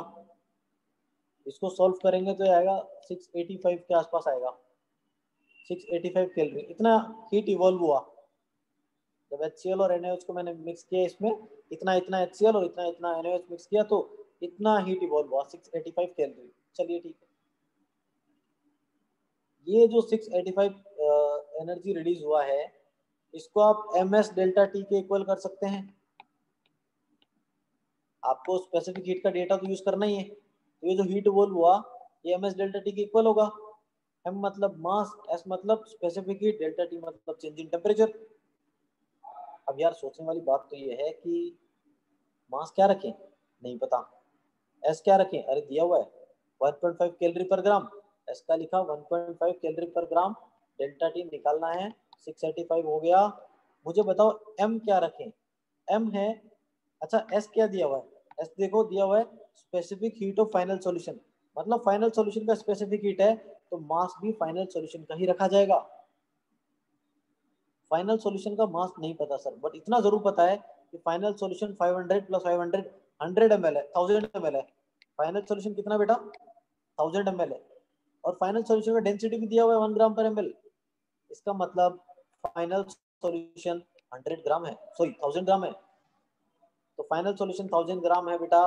तो क्वेश्चन क्या हो गया, 1000 into 1.5 into delta T is equal to 685। Solve करना, डेल्टा टी आएगा 4.56, मतलब इतना टेम्परेचर चेंज हुआ 4.56 बस। आया क्या समझ में?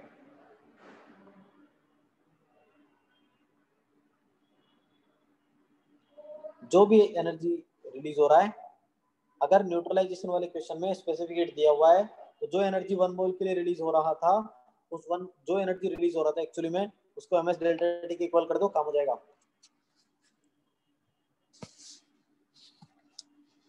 देखो हीट इवॉल्व बेटा ऐसा है कि आपको पता है कि 1 मोल H प्लस और 1 मोल रिएक्ट कर 1 मोल H प्लस और 1 मोल OH माइनस रिएक्ट करता है तो 13.7 होता है।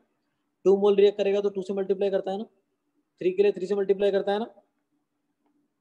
तूने देखा कि यार एसिड और बेस जो है ये लिमिटिंग रिएजेंट है, एसिड का 50 मिलीमोल्स मिला है, 50 मिलीमोल्स मतलब 50 इंटू 10⁻³ मोल्स, तो 1 मोल के लिए इतना रिलीज होता है, तो 50 इंटू 10⁻³ के लिए कितना होगा, उससे मल्टीप्लाई कर दो। यही तो करते हैं, 1 मोल के लिए जो होता है 2 मोल के लिए उससे मल्टीप्लाई, 3 के लिए 3 से मल्टीप्लाई करते हैं। जितना मोल पूछे, जितना मोल का पूछा है उतने मोल से मल्टीप्लाई कर देते हैं, काम हो जाता है हमारा।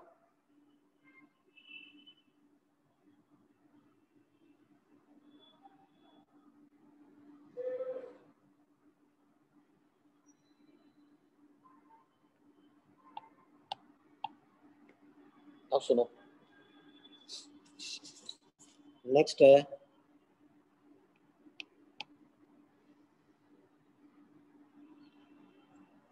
Bond dissociation, enthalpy.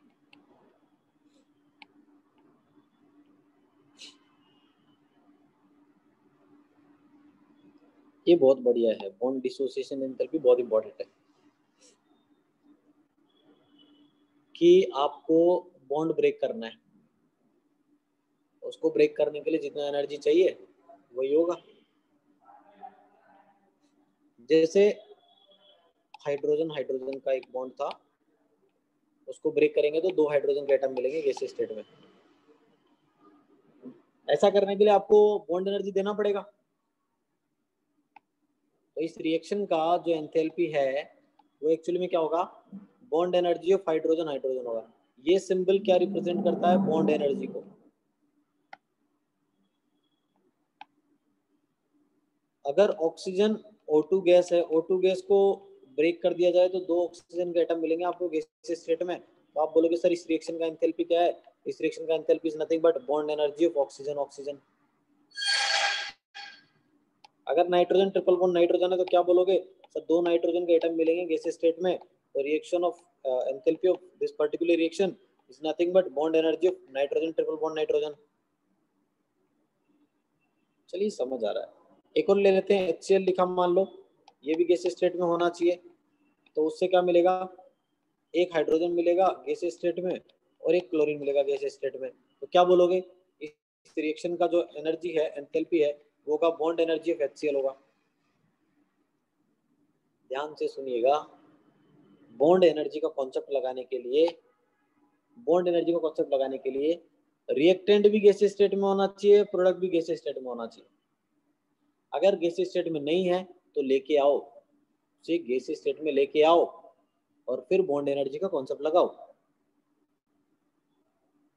उसे गैसीय स्टेट में लेके आओ और फिर बॉन्ड एनर्जी का कॉन्सेप्ट लगाओ। इस बारे में बात करेंगे, डिटेल में बात करेंगे ना। पहले कुछ पॉइंट्स समझ लेते हैं। जैसे एक एग्जांपल से मैं आपको बताऊं कि जो वाटर है इसमें 2 बॉन्ड है, ये दोनों देखने में एक जैसे हैं, बट हमने जब देखा हमने पाया कि यार जब पहला बॉन्ड हम तोड़ देते हैं, एक बॉन्ड तोड़ा दूसरा बॉन्ड ऐसे ही रह गया, तो एनर्जी X1 की जरूरत पड़ी हमें। फिर जो दूसरा बॉन्ड था उसको भी ब्रेक करने की कोशिश की हमने, तो एनर्जी X2 लगी हमें। तो यार हमने देखा कि X1 और X2 सेम नहीं आया, थोड़ा सा डिफरेंस आया, ज्यादा भी नहीं, बट एग्जैक्टली सेम नहीं आया। इसका मतलब X1 X2 सेम ही बॉन्ड को ब्रेक करने के लिए एनर्जी अलग अलग लग रही है। हाँ लगेगी, पहले 2 बॉन्ड थे, तो ये बॉन्ड अगर मान लो टूट रहा था तो इस बॉन्ड का कुछ ना कुछ इफेक्ट तो पड़ेगा ना इस पे। पर जब सेकंड लाइन में आप बॉन्ड तोड़ रहे हो तो अकेला बॉन्ड है, एक ही है, उसी को ब्रेक करना है, दूसरा कोई इफेक्ट लगाने वाला है ही नहीं, तो फर्क तो पड़ेगा सर, बट थोड़ा सा पड़ेगा, ज्यादा नहीं। इसलिए X1 और X2 में फर्क तो नहीं आया। अब आपसे कोई पूछ ले कि यार ऑक्सीजन हाइड्रोजन का बॉन्ड एनर्जी बताओ, तो आप X1 बोलोगे X2 बोलोगे, आप बोलोगे X1 प्लस X2 का एवरेज। अगर आपसे कोई पूछ ले ना बॉन्ड एनर्जी ऑक्सीजन हाइड्रोजन का, तो दोनों का एवरेज लोगे। इसका मतलब बॉन्ड एंथैल्पी जो है, ये जो बी बॉन्ड एंथैल्पी है, ये क्या होता है, एवरेज वैल्यू होता है। मतलब एक ही तरीके के बॉन्ड को ब्रेक करने के लिए कंपाउंड में अलग अलग एनर्जी लग रही है, सभी एनर्जी को, सभी एनर्जी का एवरेज ले लो, वो आपका आंसर होगा। जैसे वाटर में 2 बॉन्ड होते हैं आइडेंटिकल हैं, दोनों बॉन्ड को ब्रेक करने के लिए अलग अलग एनर्जी लग रहा था, मान लो एक में X लग रहा था एक में Y लग रहा था, आपसे पूछे कि ऑक्सीजन हाइड्रोजन का बॉन्ड के लिए एनर्जी कितना देना पड़ेगा, आप बोलोगे X+Y/2 देना पड़ेगा सर। क्या बात समझ आ रही है,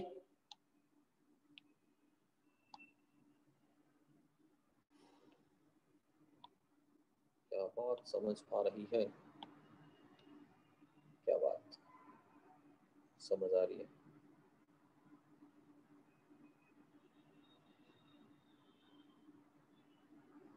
ठीक है।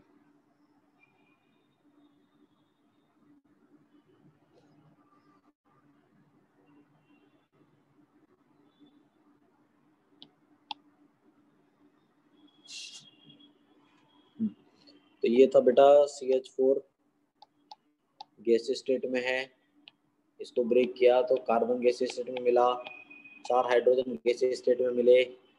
इस रिएक्शन का एंथैल्पी, अरे इस रिएक्शन का एंथैल्पी तो दिया गया है, इतना दिया गया है बेटा, किलो जूल पर मोल। अरे मैं तो आपसे ये पूछ रहा हूँ कि बॉन्ड एनर्जी बताओ कार्बन हाइड्रोजन का, कोई बता सकता है क्या? कोई मुझे कार्बन हाइड्रोजन का बॉन्ड एनर्जी बता सकता है इस क्वेश्चन में? कितना आएगा?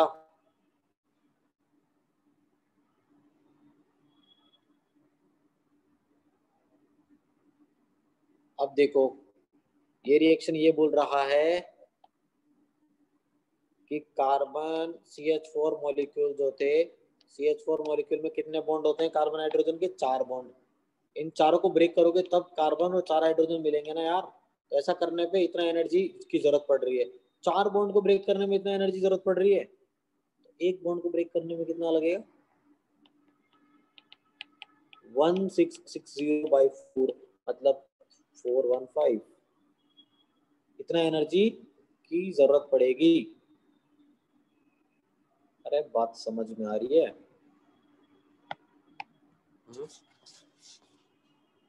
ये समझ आया कि नहीं यार? जल्दी बताइए।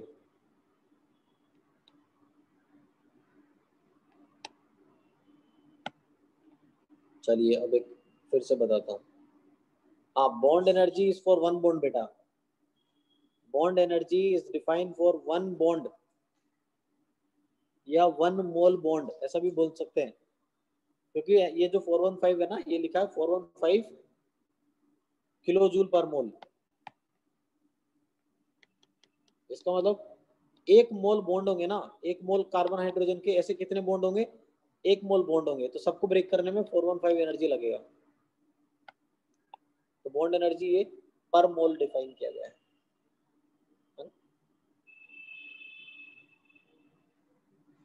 ठीक है।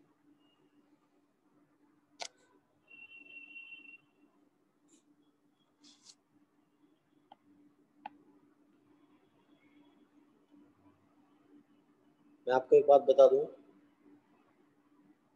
कि जो रिएक्शन का एंथैल्पी होता है वो होता है summation of bond energy of reactant minus summation of bond energy of product. याद रखना, आपने देखा होगा कि सब जगह प्रोडक्ट माइनस रिएक्टेंट आता है, सिर्फ रिएक्टेंट माइनस प्रोडक्ट दो जगह आता है, एक तो कंबशन में और दूसरा बॉन्ड एनर्जी में। सर ये क्या मतलब, समझ नहीं आया, आप कहना क्या चाह रहे हैं? ये क्वेश्चन नहीं समझ में आया मैं। चलिए कोई दिक्कत नहीं, एग्जाम्पल से समझो। ये आपके सामने है, इसमें रिएक्टेंट कौन है? लेफ्ट वाले, प्रोडक्ट राइट वाले। तो इस रिएक्शन का एंथैल्पी को क्या लिखोगे? रिएक्टेंट का बॉन्ड एनर्जी। अबे रिएक्टेंट में H2 है, H2 मॉलिक्यूल में, एक मॉलिक्यूल में एक बॉन्ड है, दो मॉलिक्यूल में दो बॉन्ड होंगे, तो आप लिखोगे 2 into bond energy of hydrogen. Hydrogen इसका काम तो हो गया। ऑक्सीजन का तो एक ही मॉलिक्यूल है, तो आप लिखोगे bond energy of oxygen. Oxygen हो गया रिएक्टेंट का पूरा बॉन्ड एनर्जी। हो गया सर। माइनस प्रोडक्ट करेंगे। प्रोडक्ट में क्या लिखे जल्दी बताओ? प्रोडक्ट में क्या लिखे?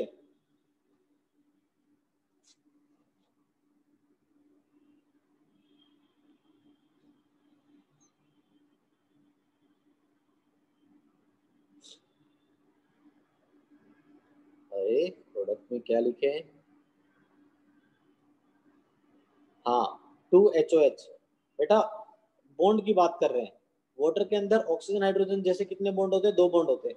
एक वाटर मॉलिक्यूल में दो बॉन्ड है, टू वाटर मॉलिक्यूल में कितने होंगे? 4 बॉन्ड ऑफ ऑक्सीजन हाइड्रोजन। ये हो गया काम। अरे रिएक्शन का एंथैल्पी लिखने के लिए आपको रिएक्टेंट के बॉन्ड, जितने भी बॉन्ड है ना रिएक्टेंट के, उन बॉन्ड की एनर्जी में से प्रोडक्ट में जितने भी बॉन्ड है उनकी बॉन्ड एनर्जी माइनस कर दो, आपको रिएक्शन का एंथैल्पी मिल जाएगा। बहुत सिंपल है सर, ये तो कॉन्सेप्ट आसान है, और भी ज्यादा आसान हो जाएगा बहुत सारे एग्जांपल सॉल्व करेंगे तो।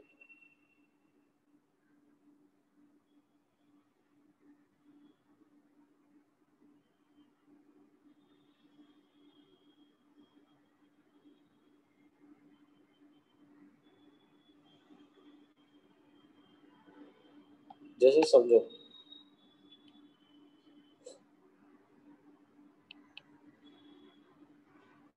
क्वेश्चन बोल रहा है कि नाइट्रोजन का बॉन्ड एनर्जी x1 है और नाइट्रोजन हाइड्रोजन का बॉन्ड एनर्जी x3 है। ये नाइट्रोजन हाइड्रोजन है, ठीक है, और हाइड्रोजन हाइड्रोजन का बॉन्ड एनर्जी x2 है। तो इस रिएक्शन का एंथैल्पी बताओ। हाफ N2 गैसीय स्टेट में प्लस 3/2 H2 गैसीय स्टेट में गिव्स अमोनिया गैसीय स्टेट में। इस रिएक्शन का एंथैल्पी बताओ। तो आपको पता है रिएक्शन का एंथैल्पी क्या होगा, रिएक्टेंट के बॉन्ड माइनस प्रोडक्ट के बॉन्ड। N2 की बात करो, हाफ लिखोगे, नाइट्रोजन N2 में नाइट्रोजन का सिंगल बॉन्ड है तो लिखोगे bond energy of nitrogen nitrogen plus 3/2 as it is लिख दो। H2 में क्या है, bond energy of hydrogen hydrogen minus ammonia. Ammonia में नाइट्रोजन हाइड्रोजन के कितने बॉन्ड होते हैं, 3 बॉन्ड होते हैं, अरे 3 ही होते हैं ना। तो 3 into bond energy of nitrogen hydrogen, हो गया काम 1/2। ये तो हो गया मेरा x1, ये हो गया x2 और ये हो गया x3। अरे यार समझ आ रहा है ना।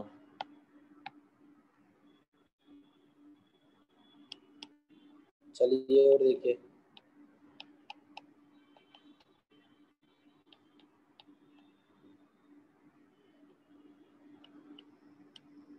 इस रिएक्शन का एंथैल्पी बताइए बॉन्ड एनर्जी के टर्म्स में। मेरी बात सुनिएगा, मैं बता रहा हूँ कि कार्बन कार्बन का बॉन्ड एनर्जी x1 है और कार्बन डबल बॉन्ड कार्बन का बॉन्ड एनर्जी x2 है। तो डेल्टा आर एच बताइए। बेटा फिर से मैं बोल रहा हूँ, ये जो कॉन्सेप्ट है ना, bond energy of reactant minus bond energy of product, ये तभी लगाएंगे जब सभी रिएक्टेंट और सभी प्रोडक्ट गैसीय स्टेट में। अगर कोई भी एक गैसीय स्टेट में नहीं हुआ तो सर उसे पहले गैसीय स्टेट में लेके आएंगे फिर ये कॉन्सेप्ट लगाएंगे।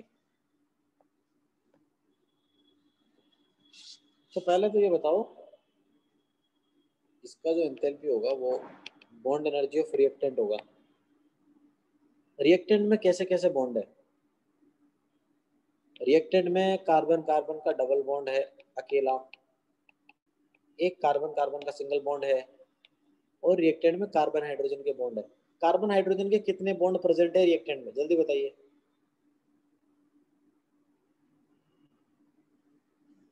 6 होंगे, बिल्कुल सही बात है। अरे 6 हाइड्रोजन 6 ही बॉन्ड होंगे ना यार, 6 बॉन्ड ऑफ कार्बन हाइड्रोजन लिख दिया। प्रोडक्ट में बताओ, अरे ये प्रोडक्ट क्या बना दिया सर आपने, एंगल, क्या मतलब है इसका। इस कॉर्नर का मतलब है कार्बन, इसका मतलब है कार्बन, इसका मतलब है कार्बन, 3 कार्बन है। ये जो ट्राइंगल बना है ये एक्चुअली में है कार्बन, यहाँ पे कार्बन है, यहाँ पे कार्बन, ऐसा हो गया। हर एक कार्बन पे 2 हाइड्रोजन है क्योंकि वैलेंसी भी तो पूरा करना है ना उसे। हाइड्रोजन लिखा नहीं जाता, फील किया जाता है। तो प्रोडक्ट में मुझे इतना बताओ कि कार्बन कार्बन के कितने बॉन्ड है, 1 2 and 3। Bond energy of carbon carbon, double bond है क्या, नहीं है। कार्बन हाइड्रोजन के कितने बॉन्ड है sir, 6 into bond energy of carbon hydrogen. ये तो कैंसिल हो गया, आंसर क्या हो गया, अरे यहाँ पे 3 आएगा, आंसर क्या हो गया, bond energy of carbon double bond carbon -2 into bond energy of carbon single bond carbon. अरे ये तो आंसर आएगा, x1 minus 2x2, x2 minus 2x1, x2 minus 2x1।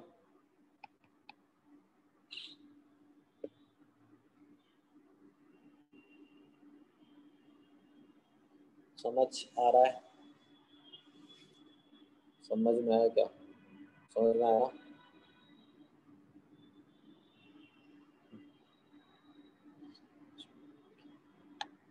चलो अच्छा। अच्छा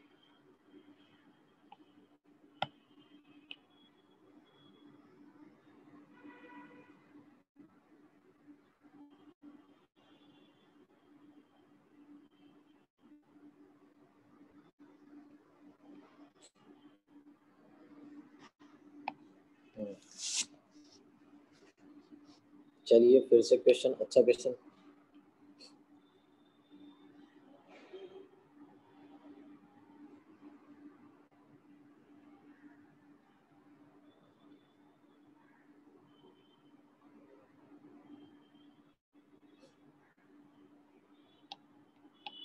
H2 gaseous state,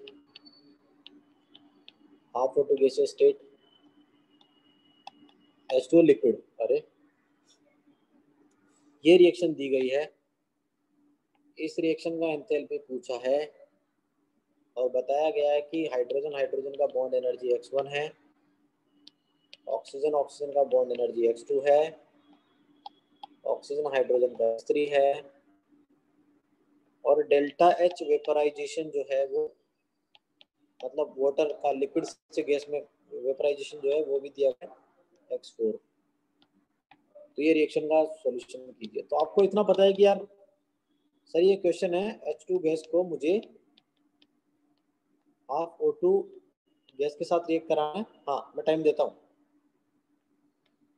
H2 liquid में कन्वर्ट करना। आप सॉल्व कीजिए पहले, फिर मैं एक्सप्लेन करता हूँ।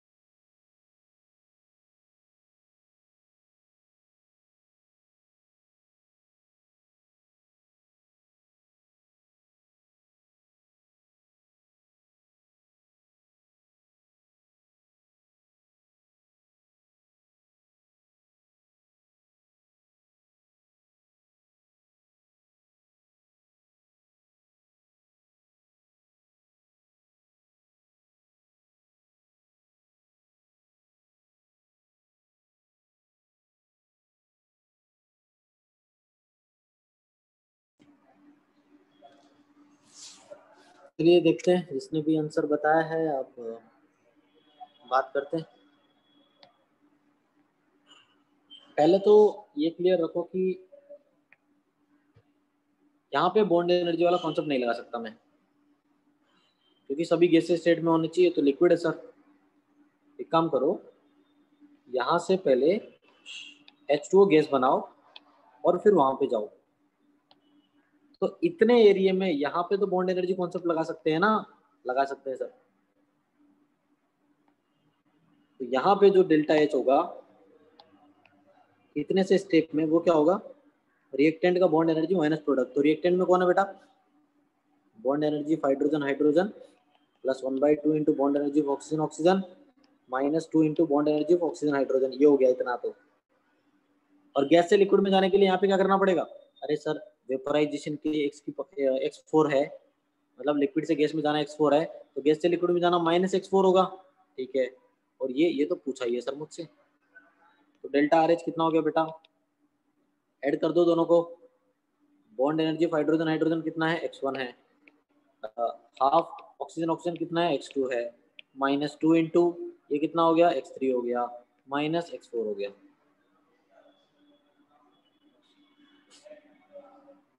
कोई शक, कोई डाउट यहाँ पे?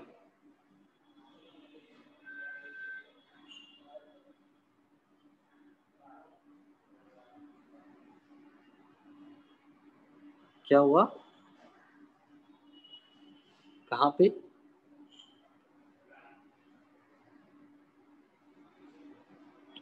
कुछ मिस्टेक किया क्या? हाँ मैं एक्सप्लेन करता हूँ। 2x1 आएगा पक्का? सोच लो, सोच लो। चलिए देखिए,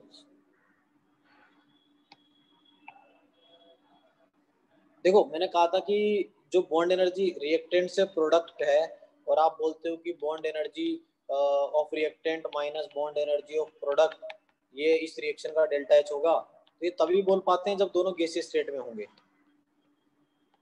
तो डायरेक्ट ये वाला कॉन्सेप्ट तो नहीं लगा सकता ऊपर, क्योंकि H2 लिक्विड स्टेट में है, तो कोई दिक्कत नहीं है। आपको पता है कि यार ये तो गैस है ही, ये भी गैस है, ये भी गैस है, H2 गैस बनाओ पहले। यहां से यहां तक आने के लिए तो ये कॉन्सेप्ट लग जाएगा ना, बॉन्ड एनर्जी वाला लग गया। बट आपको अल्टीमेटली जाना तो लिक्विड के पास में है, फाइनली वो तो वही तो बनाना है, तो गैस से लिक्विड और बना दो बाद में।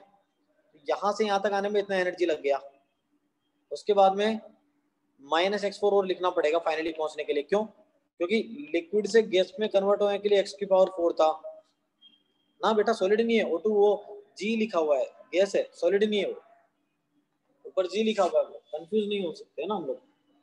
सॉलिड नहीं है वो, गैस है, गैस स्टेट ही है। ठीक है, ओके। चलिए बहुत बढ़िया, अब एक और मजेदार क्वेश्चन आप लोग सॉल्व कीजिए। हाँ,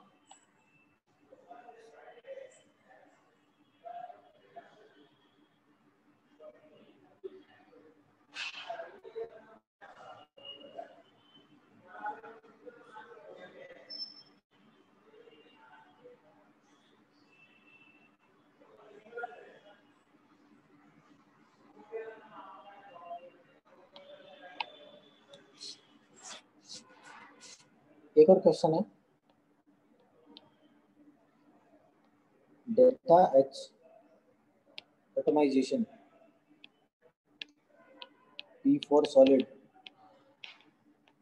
1321 किलो जूल पर मोल दिया गया है। Delta H sublimation P4 solid 61 kilo joule per mole दिया गया है। ठीक,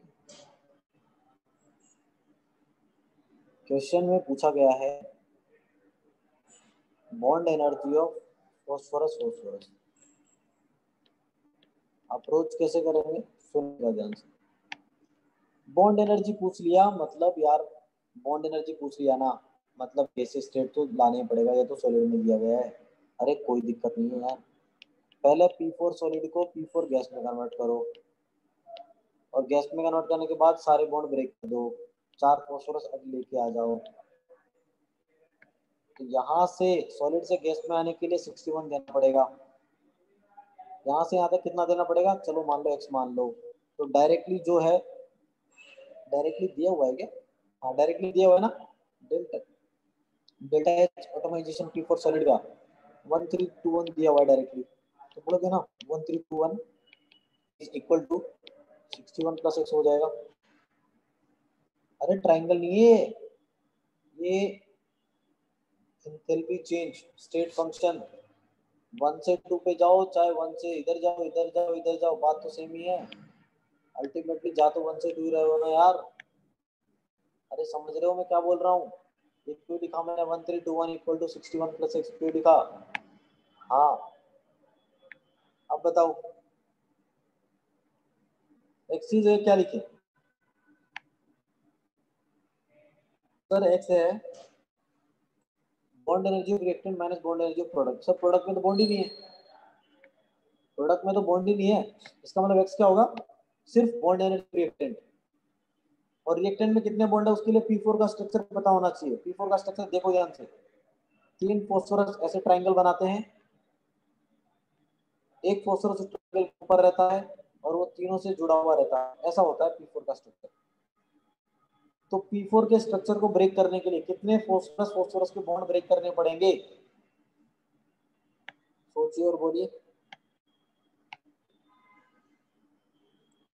बिल्कुल सही बात है, 6 बॉन्ड होंगे। तो एक्स क्या है? एक्स हो जाएगा sir 6 into bond energy of phosphorus. ये तो रिएक्टेंट हो गया, प्रोडक्ट में तो कुछ है ही नहीं, तो हो गया बस इतना ही।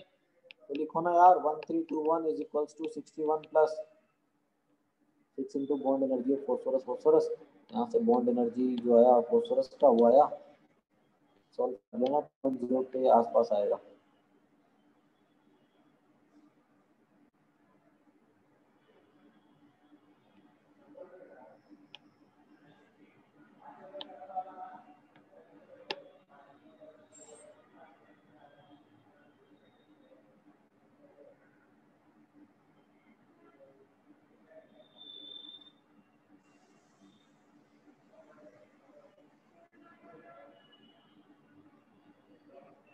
हाँ देखो, जो भी स्ट्रक्चर है ना वो आपको धीरे धीरे सब क्लियर हो जाएगा, क्योंकि P4 का स्ट्रक्चर वैसे आप पी ब्लॉक पढ़ोगे तब समझ आएगा। तो पी ब्लॉक वैसे तो नाइट्रोजन फैमिली में, नाइट्रोजन फैमिली 12th में आता है, तो 12th में पढ़ोगे P4 का स्ट्रक्चर। बट फिर भी जैसे जैसे आप पढ़ते जा रहे हो स्ट्रक्चर याद रखते रहो ना। ये ऐसा नहीं कि एक दिन बैठ के सभी स्ट्रक्चर सर ने बता दिया और मैंने बैठ के पढ़ लिया मुझे याद हो गया, नहीं।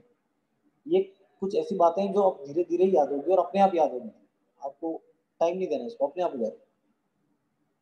P4 का स्ट्रक्चर मैंने आज बताया, आप याद हो गया, अब आपको अगली बार कभी भी आएगा तो समझ में आ जाएगा P4 का सर ने ऐसे बनाया था, बस बहुत बार बनेगा, ठीक है।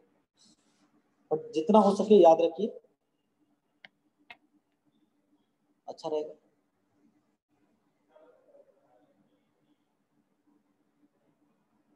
ठीक है ना, ठीक है। हाँ, क्वेश्चन देखो यार फिर से, थोड़ा टफ है।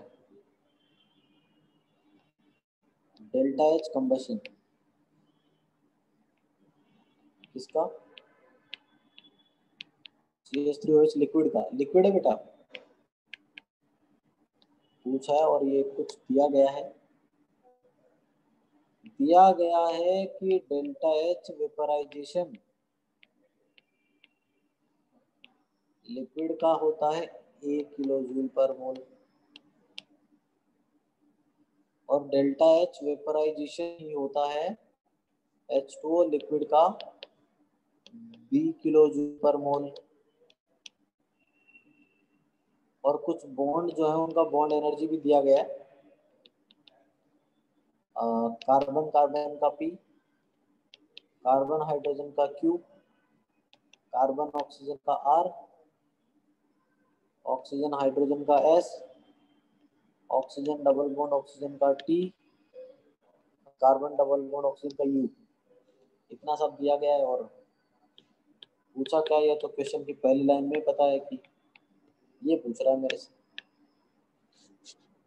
इसका कंबशन पूछ रहा है, मतलब इसके कंबशन की रिएक्शन तो लिखनी पड़ेगी सर, तो लिख दो। O2 के साथ रिएक्शन करवाते हैं, CO2 गैसेस सेट में बनेगा। और वाटर, मैंने कहा था वाटर तो बाय डिफॉल्ट लिक्विड ही बनाते हैं। बैलेंस करते हैं 2 वाटर मॉलिक्यूल और यहाँ पे 3/2, ये बैलेंस हो गया। इस रिएक्शन का एंथैल्पी निकालना है एक्चुअली में आपको। तो क्या यहाँ पे कॉन्सेप्ट लगा सकता हूँ मैं, bond energy of reactant minus bond energy of product? लगा सकता हूँ क्या? क्या मैं ये कॉन्सेप्ट यहाँ लगा सकता हूँ? नो, बिल्कुल सही। क्यों? क्योंकि सर सभी गैसेस स्टेट में नहीं है, कोई दिक्कत नहीं, तो लेके आओ।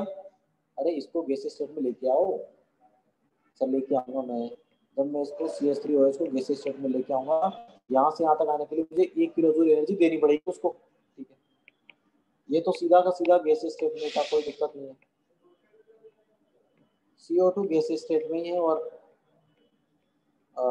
2 वाटर ये भी गैसेस स्टेट में होगा, तो इसको ऊपर लेके जाऊंगा लिक्विड में। एरो का भी मीनिंग है बेटा, यहाँ तो आप लिक्विड से गैस बना रहे थे, लिक्विड से गैस तो ए था, यहाँ पे आप गैस से लिक्विड बना रहे हैं, तो क्या लिखूं एरो के ऊपर? क्या -B लिख दूं? बिल्कुल, बहुत बढ़िया बहुत बढ़िया, -B लिख सकता हूँ। अल्टीमेटली आप बड़े ही समझदार हैं। आपने सोचा मैं ऐसे चले जाता हूँ, फिर आपने सोचा नहीं ये मुझे बहुत महंगा पड़ रहा है, मैं ऐसे जाता हूँ, ऐसे जाता हूँ और ऐसे जाता हूँ। तो अल्टीमेटली जैसे भी जाओ यार, डेस्टिनेशन तो सेम ही है आपका। तो क्या ये बात मैं बोल सकता हूँ कि डेल्टा एच कंबशन जो होगा वो होगा ए प्लस, अच्छा यहाँ पे चलो पहले एक काम करते हैं यार, ये लिख लेते हैं, इतने से इतने पार्ट में क्या इस रिएक्शन का जो एंथैल्पी है वो क्या होगा? रिएक्टेंट का बॉन्ड एनर्जी माइनस प्रोडक्ट का बॉन्ड एनर्जी होगा। सभी गैस में है ना, लिख सकते हैं। तो यार इसका डेल्टा एच यहाँ पे लिखा अलग से। रिएक्टेंट में कैसे कैसे बॉन्ड है बताइए? मेथनॉल का स्ट्रक्चर ऐसा होता है,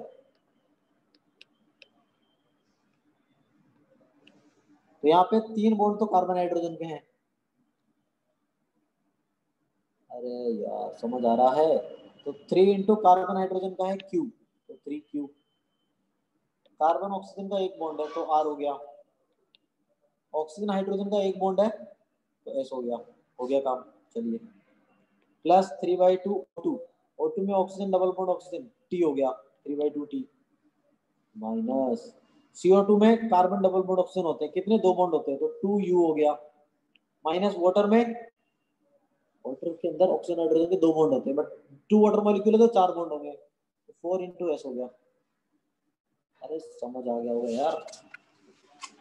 हाँ ठीक है, तो मैं मेरी बात सुनो तुम लोग, तो इसका आंसर ही लिख देता हूँ ना मैं कि सर डेल्टा एच कंबशन जो होगा वो आएगा, अरे यार डेल्टा एच कंबशन जो है वो आएगा A plus 3Q plus R plus S plus 3/2T minus 2U minus 4S minus B। Sir हो गया काम, कितना आएगा? अरे B क्यों लिखा यार, -2B नहीं लिखना चाहिए था क्या? वो B तो 1 मोल के लिए था ना, यहाँ तो वाटर के 2 मोल्स है तो 2B आएगा। ऐसा गलती करोगे तुम लोग?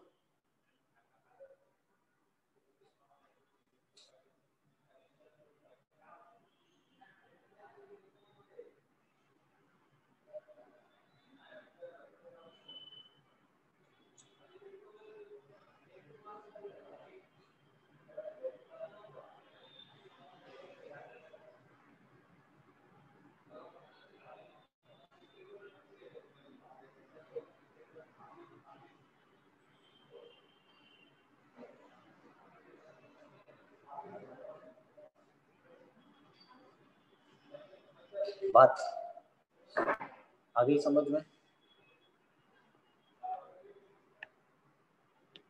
ठीक है,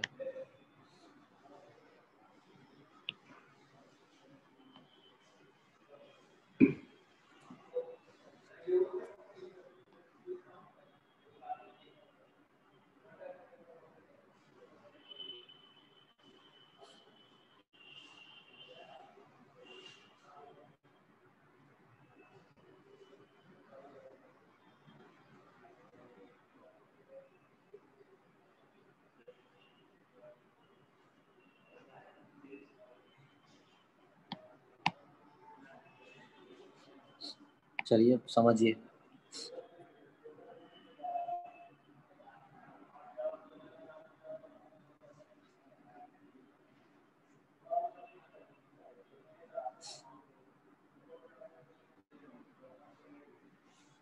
नेक्स्ट है एंथैल्पी ऑफ हाइड्रोजनेशन। हाइड्रोजनेशन का मतलब होता है रिएक्शन विद H2। ये तो बहुत आसान है, एक लाइन का है। तो amount of heat evolved by complete hydrogenation of 1 mole of unsaturated compound। 1 mole unsaturated compound है आपके पास और उसको आपको सैचुरेटेड फॉर्म में लेके आना है। अब ये क्या मतलब है सर अनसैचुरेटेड सैचुरेटेड का, नहीं समझ आ रहा। चलिए देखिए, जिस भी मॉलिक्यूल में डबल बॉन्ड या ट्रिपल बॉन्ड होते हैं ना, उसको अनसैचुरेटेड बोलते हैं।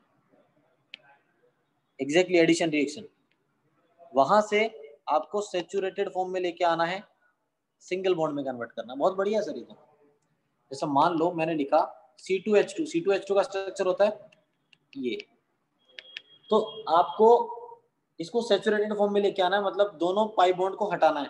अरे एक पाई बॉन्ड को हटाने के लिए 1H2 चाहिए, 2 पाई बॉन्ड के लिए 2H2 चाहिए होता है। दोनों हाइड्रोजन जब मिलाएंगे तो मेरी बात सुनिए, हाइड्रोजन हाइड्रोजन इधर जाके इस पे चिपक जाएंगे और हाइड्रोजन हाइड्रोजन इधर से आके इस पे चिपक जाएंगे, तो स्ट्रक्चर कैसा बन जाएगा? स्ट्रक्चर ऐसा बन जाएगा सर, एल्केन बन जाएगा सर, एल्काइन से एल्केन बन जाएगा। इसको हाइड्रोजनेशन बोलते हैं। किसका हाइड्रोजनेशन? C2H2 का। अगर C2H4 होता तो C2H4 का स्ट्रक्चर ऐसा होता है, एक ही पाई बॉन्ड है, एक ही H2 चाहिए, एक ही H2 चाहिए, प्रोडक्ट तो वही बनेगा जो ऊपर बना था। ठीक, अब एक बढ़िया सी बात सुनना तुम लोग। CH2 डबल बॉन्ड CH2, इसके हाइड्रोजनेशन में एक ही H2 चाहिए था, तो एनर्जी रिलीज होगा। हमेशा ध्यान से सुनना, हाइड्रोजनेशन नेगेटिव होगा, एनर्जी रिलीज होगा। मान लो -x, माइनस मतलब रिलीज, x मतलब x एनर्जी रिलीज हुआ, मैग्नीट्यूड है। एक पाई बॉन्ड को हटाने के लिए, एक पाई बॉन्ड को वहां से भगाने के लिए, रिमूव करने के लिए हमको x एनर्जी क्या है? रिलीज हो रहा है। अगर ऐसे ही 2 पाई बॉन्ड होते तो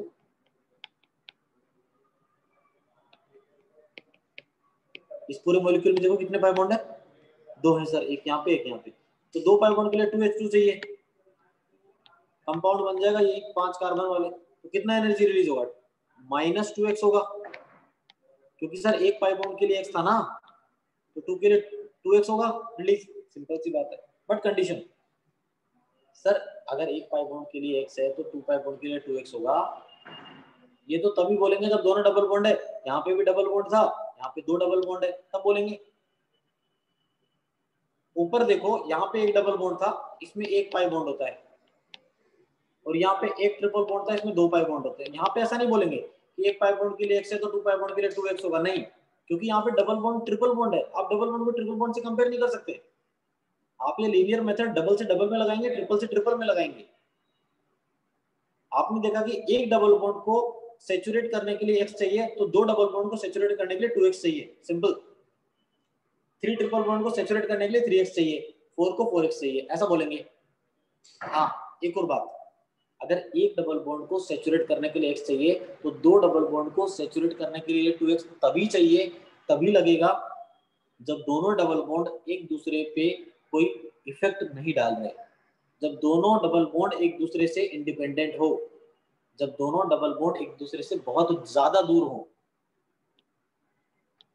2 डबल बॉन्ड अगर आसपास रहते हैं तो उनमें वो दोनों एक दूसरे पे कुछ ना कुछ इफेक्ट डालते हैं। उस केस में ये बोलना गलत है कि एनर्जी 2x रिलीज होगा, 2x से कम हो जाएगा फिर, या ज्यादा हो जाएगा, जो भी है उस बारे में बात करेंगे। कम या ज्यादा वो उस पर मैं अभी कमेंट नहीं करूंगा, क्योंकि फिर वो ज्यादा या कम बोलने के लिए मुझे रेजोनेंस एनर्जी की बात करनी पड़ेगी, और रेजोनेंस के बारे में हम अभी ज्यादा बात नहीं करना चाहते, क्योंकि वो हमारा डिस्कशन रेजोनेंस एनर्जी का ऑर्गेनिक केमिस्ट्री में होगा।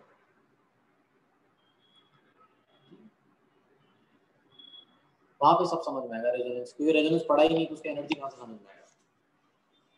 मैं ये बोल रहा हूँ कि ध्यान से सुनना, ये CH2 double bond CH single bond CH double bond CH2 है। ऐसे पाई बॉन्ड को बोला जाता है, यहाँ पे भी डबल बॉन्ड है, यहाँ पे भी डबल बॉन्ड है, लगातार है ना, ये एक पाई बॉन्ड आया, नहीं आया, फिर आया, लगातार बोलते हैं इसको, है ना, अल्टरनेट पाई बॉन्ड बोलते हैं। ऐसे सिस्टम को बोला जाता है कॉन्जुगेटेड सिस्टम।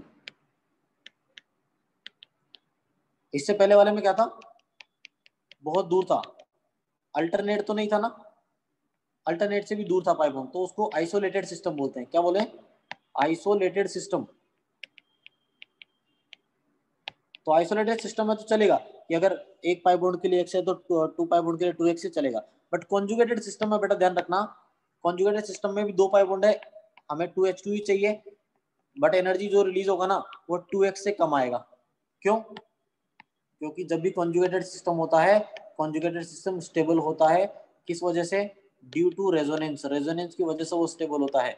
रेजोनेंस कैसे हो रहा है सर इसमें, कैसे हो रहा है, क्यों हो रहा है, इसके बारे में बेटा बात नहीं करते हैं, बहुत लेट बात करेंगे इस बारे में। सिर्फ इतना जरूर आप ध्यान रखेंगे कि जो भी एनर्जी 2x से कम हो रहा है, ये कम इस वजह से हो रहा है क्योंकि मॉलिक्यूल स्टेबल है, इसमें रेजोनेंस हो रहा है। और रेजोनेंस का मीनिंग अब आप अभी के लिए इतना ध्यान रखेंगे कि जब भी पाई बॉन्ड लगातार प्रेजेंट है, सॉरी अल्टरनेट प्रेजेंट है, जब भी पाई बॉन्ड अल्टरनेट प्रेजेंट है वहां पे रेजोनेंस होगा, है ना। पाई बॉन्ड आया, नहीं आया, फिर आ गया, नहीं आया, फिर आ गया, नहीं आया, फिर आ गया, ऐसे अल्टरनेट पाई बॉन्ड प्रेजेंट है ना, तो वहां पे रेजोनेंस होगा। अब कैसे होगा, क्यों होगा, इस बारे में अभी हम डिस्कस नहीं करेंगे क्योंकि वो अपने आप में एक अलग फील्ड है, ऑर्गेनिक में पढ़ेंगे उस बारे में, ऐसी बात नहीं है, बट अभी मैं उधर जाना नहीं चाहता। तो इतना क्लियर हो गया कि सर ठीक है, मतलब एक पाई बॉन्ड से एक्स रिलीज हो रहा है, मान लो एक पाई बॉन्ड से 10 रिलीज हो रहा है, तो दो पाई बॉन्ड होंगे ना आइसोलेटेड वाले, तो 20 हो जाएगा। बट अगर दो पाई बॉन्ड हुए कॉन्जुगेटेड वाले तो 20 से कम होगा, मान लो 18 हुआ, तो होना चाहिए था 20, हुआ 18, तो ये 2 कहाँ गया, ये 2 क्या होगा बेटा, ये 2 ही रेजोनेंस एनर्जी होगा, ये 2 ही क्या होगा, रेजोनेंस। अगर एक पाई बॉन्ड से एक्स रिलीज होता है तो दो पाई बॉन्ड से 2x होगा जब वो आइसोलेटेड है। कॉन्जुगेटेड के केस में, कॉन्जुगेटेड मतलब अल्टरनेट पाई बॉन्ड प्रेजेंट है, तब वो दुगने से कम होगा। जितना भी कम होगा वो अमाउंट ही आपको रेजोनेंस एनर्जी का आइडिया देगा, वो अमाउंट ही आपको रेजोनेंस एनर्जी का आइडिया देगा। बात समझ आ रही है, हाँ या ना बोलो यार, ठीक है।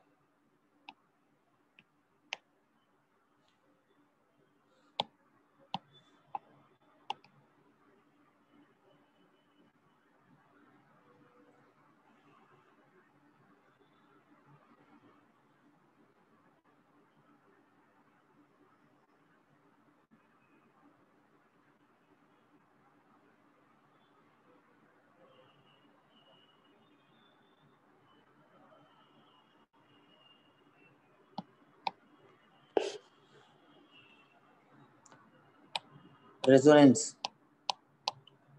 एनर्जी, ये इसको आप स्टेबलाइजेशन एनर्जी भी बोलते हैं, क्योंकि रेजोनेंस से मॉलिक्यूल स्टेबल होता है इसलिए स्टेबलाइजेशन एनर्जी बोला जाता है। इसका दूसरा डेफिनेशन भी है। क्या डेफिनेशन है, it is the difference between, it is the difference of, it is the difference of energy of actual molecule with theoretical molecule. Actually molecule और थ्योरेटिकल मॉलिक्यूल में जितना एनर्जी का डिफरेंस होता है ना, उसे रेजोनेंस एनर्जी बोलते हैं। रेजोनेंस एनर्जी हमेशा होता है डेल्टा एच फॉर्मेशन एक्चुअल का, कि एक्चुअल मॉलिक्यूल का कितना एनर्जी है, उसमें से आप थ्योरेटिकल मॉलिक्यूल का एनर्जी माइनस कर दो, एक्चुअल में से थ्योरेटिकल माइनस करोगे रेजोनेंस एनर्जी मिलेगा। रेजोनेंस एनर्जी हमेशा नेगेटिव होता है। अभी एक्चुअल थ्योरेटिकल क्या मतलब है बेटा, बेंजीन ऐसा दिखता है, ये बेंजीन जो आपने बनाया ये थ्योरेटिकल है, एक्चुअली में बेंजीन ऐसा होता है। या फिर इसको ऐसे बनाते हैं, रिंग बनाते बीच में। तो एक्चुअल और थ्योरेटिकल में कुछ ना कुछ डिफरेंस होगा, वो डिफरेंस ही क्या होता है, रेजोनेंस एनर्जी होता है। सिंपल सी बात, वो डिफरेंस ही रेजोनेंस एनर्जी होगा। अरे बात समझ आ रही है क्या, हाँ। अच्छा एक बात बताइए, मैं सिंपल सा क्वेश्चन ही पूछूंगा तुम लोगों से, ज्यादा टफ नहीं। और इस डिस्कशन को फिर एंड भी कर देंगे हम लोग, मतलब थर्मोकेमिस्ट्री एंड भी कर देंगे, और नेक्स्ट क्लास से फिर हम केमिकल इक्विलिब्रियम स्टार्ट कर देंगे, और फिर एक लेक्चर अगर बच जाएगा तो हम डिस्कस कर लेंगे कुछ मॉड्यूल क्या क्वेश्चंस जो भी है ना। जैसे ये एक कंपाउंड है, इसमें एक ही पाई बॉन्ड है, एक पाई बॉन्ड को हाइड्रोजनेट करेंगे तो पाई बॉन्ड चला जाएगा, एनर्जी रिलीज हुआ 100, कितना रिलीज हुआ माइनस बोलना जरूरी है। तो बेंजीन थे, बेंजीन में 3 पाई बॉन्ड थे, उसको हाइड्रोजनेट करने के लिए 3, ठीक है ऐसा जाएगा, तो होना कितना चाहिए था 300 होना चाहिए था, बट 300 नहीं हुआ, सिर्फ 230 हुआ। और मैंने बोला भी था ना कि जितना आप एक्सपेक्ट करोगे उससे कम होगा, होना चाहिए था 3 × 100, क्योंकि 3 पाई बॉन्ड थे 300, बट उससे कम हुआ। क्यों कम हुआ? क्योंकि पाई बॉन्ड अल्टरनेट प्रेजेंट है यहाँ पे, रेजोनेंस हो रहा है इस मॉलिक्यूल में। कितना कम हुआ सर? 230 हुआ, होना चाहिए था 300, ये 70 का डिफरेंस आ गया। अरे ये 70 क्या है? यही रेजोनेंस एनर्जी है। तो रेजोनेंस एनर्जी आप क्या बोलोगे? -70 बोलोगे, क्योंकि आपको पता है रेजोनेंस एनर्जी नेगेटिव होता है, क्योंकि आपको पता है रेजोनेंस एनर्जी नेगेटिव होता है। समझ में आया क्या? समझ में आया ना? हाँ ठीक है। अच्छा ये बताओ, ये हो गया 2 पाई बॉन्ड है, इसमें कितना एनर्जी रिलीज होगा जल्दी बताओ।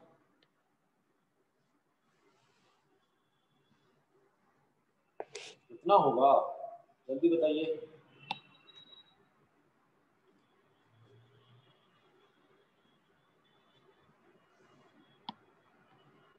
200 होगा, बिल्कुल, बहुत बढ़िया बहुत बढ़िया, सही बात है, क्योंकि दोनों पाई बॉन्ड एक दूसरे से बहुत दूर है, ये और ये दोनों एक दूसरे के अल्टरनेट तो नहीं है। अल्टरनेट में बीच में देखो 2 बॉन्ड आए, ये 2 बॉन्ड आ गए बीच में, या तो 2 बॉन्ड लगातार हो या वो अल्टरनेट हो, ठीक है। इसके अलावा जो भी केस होता है ना उसको आइसोलेटेड बोला जाता है।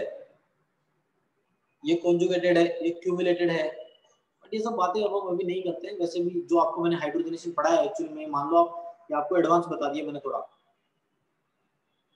ऑर्गेनिक में पढ़ोगे, अभी इसका थोड़ा ज्यादा जरूरत नहीं, बट फिर भी ठीक है।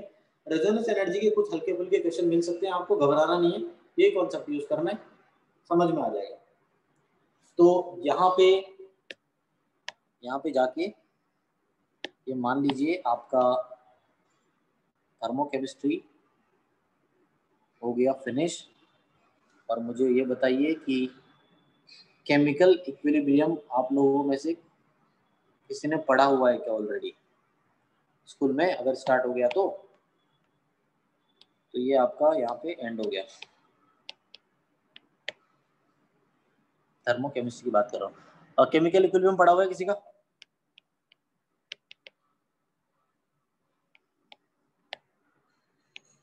कोई दिक्कत नहीं है, नहीं पढ़ा हुआ तो पढ़ाना तो मेरा ड्यूटी है, वो मैं पढ़ा ही दूंगा। आसान है बहुत, इतना आसान है कि 11th का सबसे इजी टॉपिक अगर कोई है तो वो है केमिकल इक्विलिब्रियम।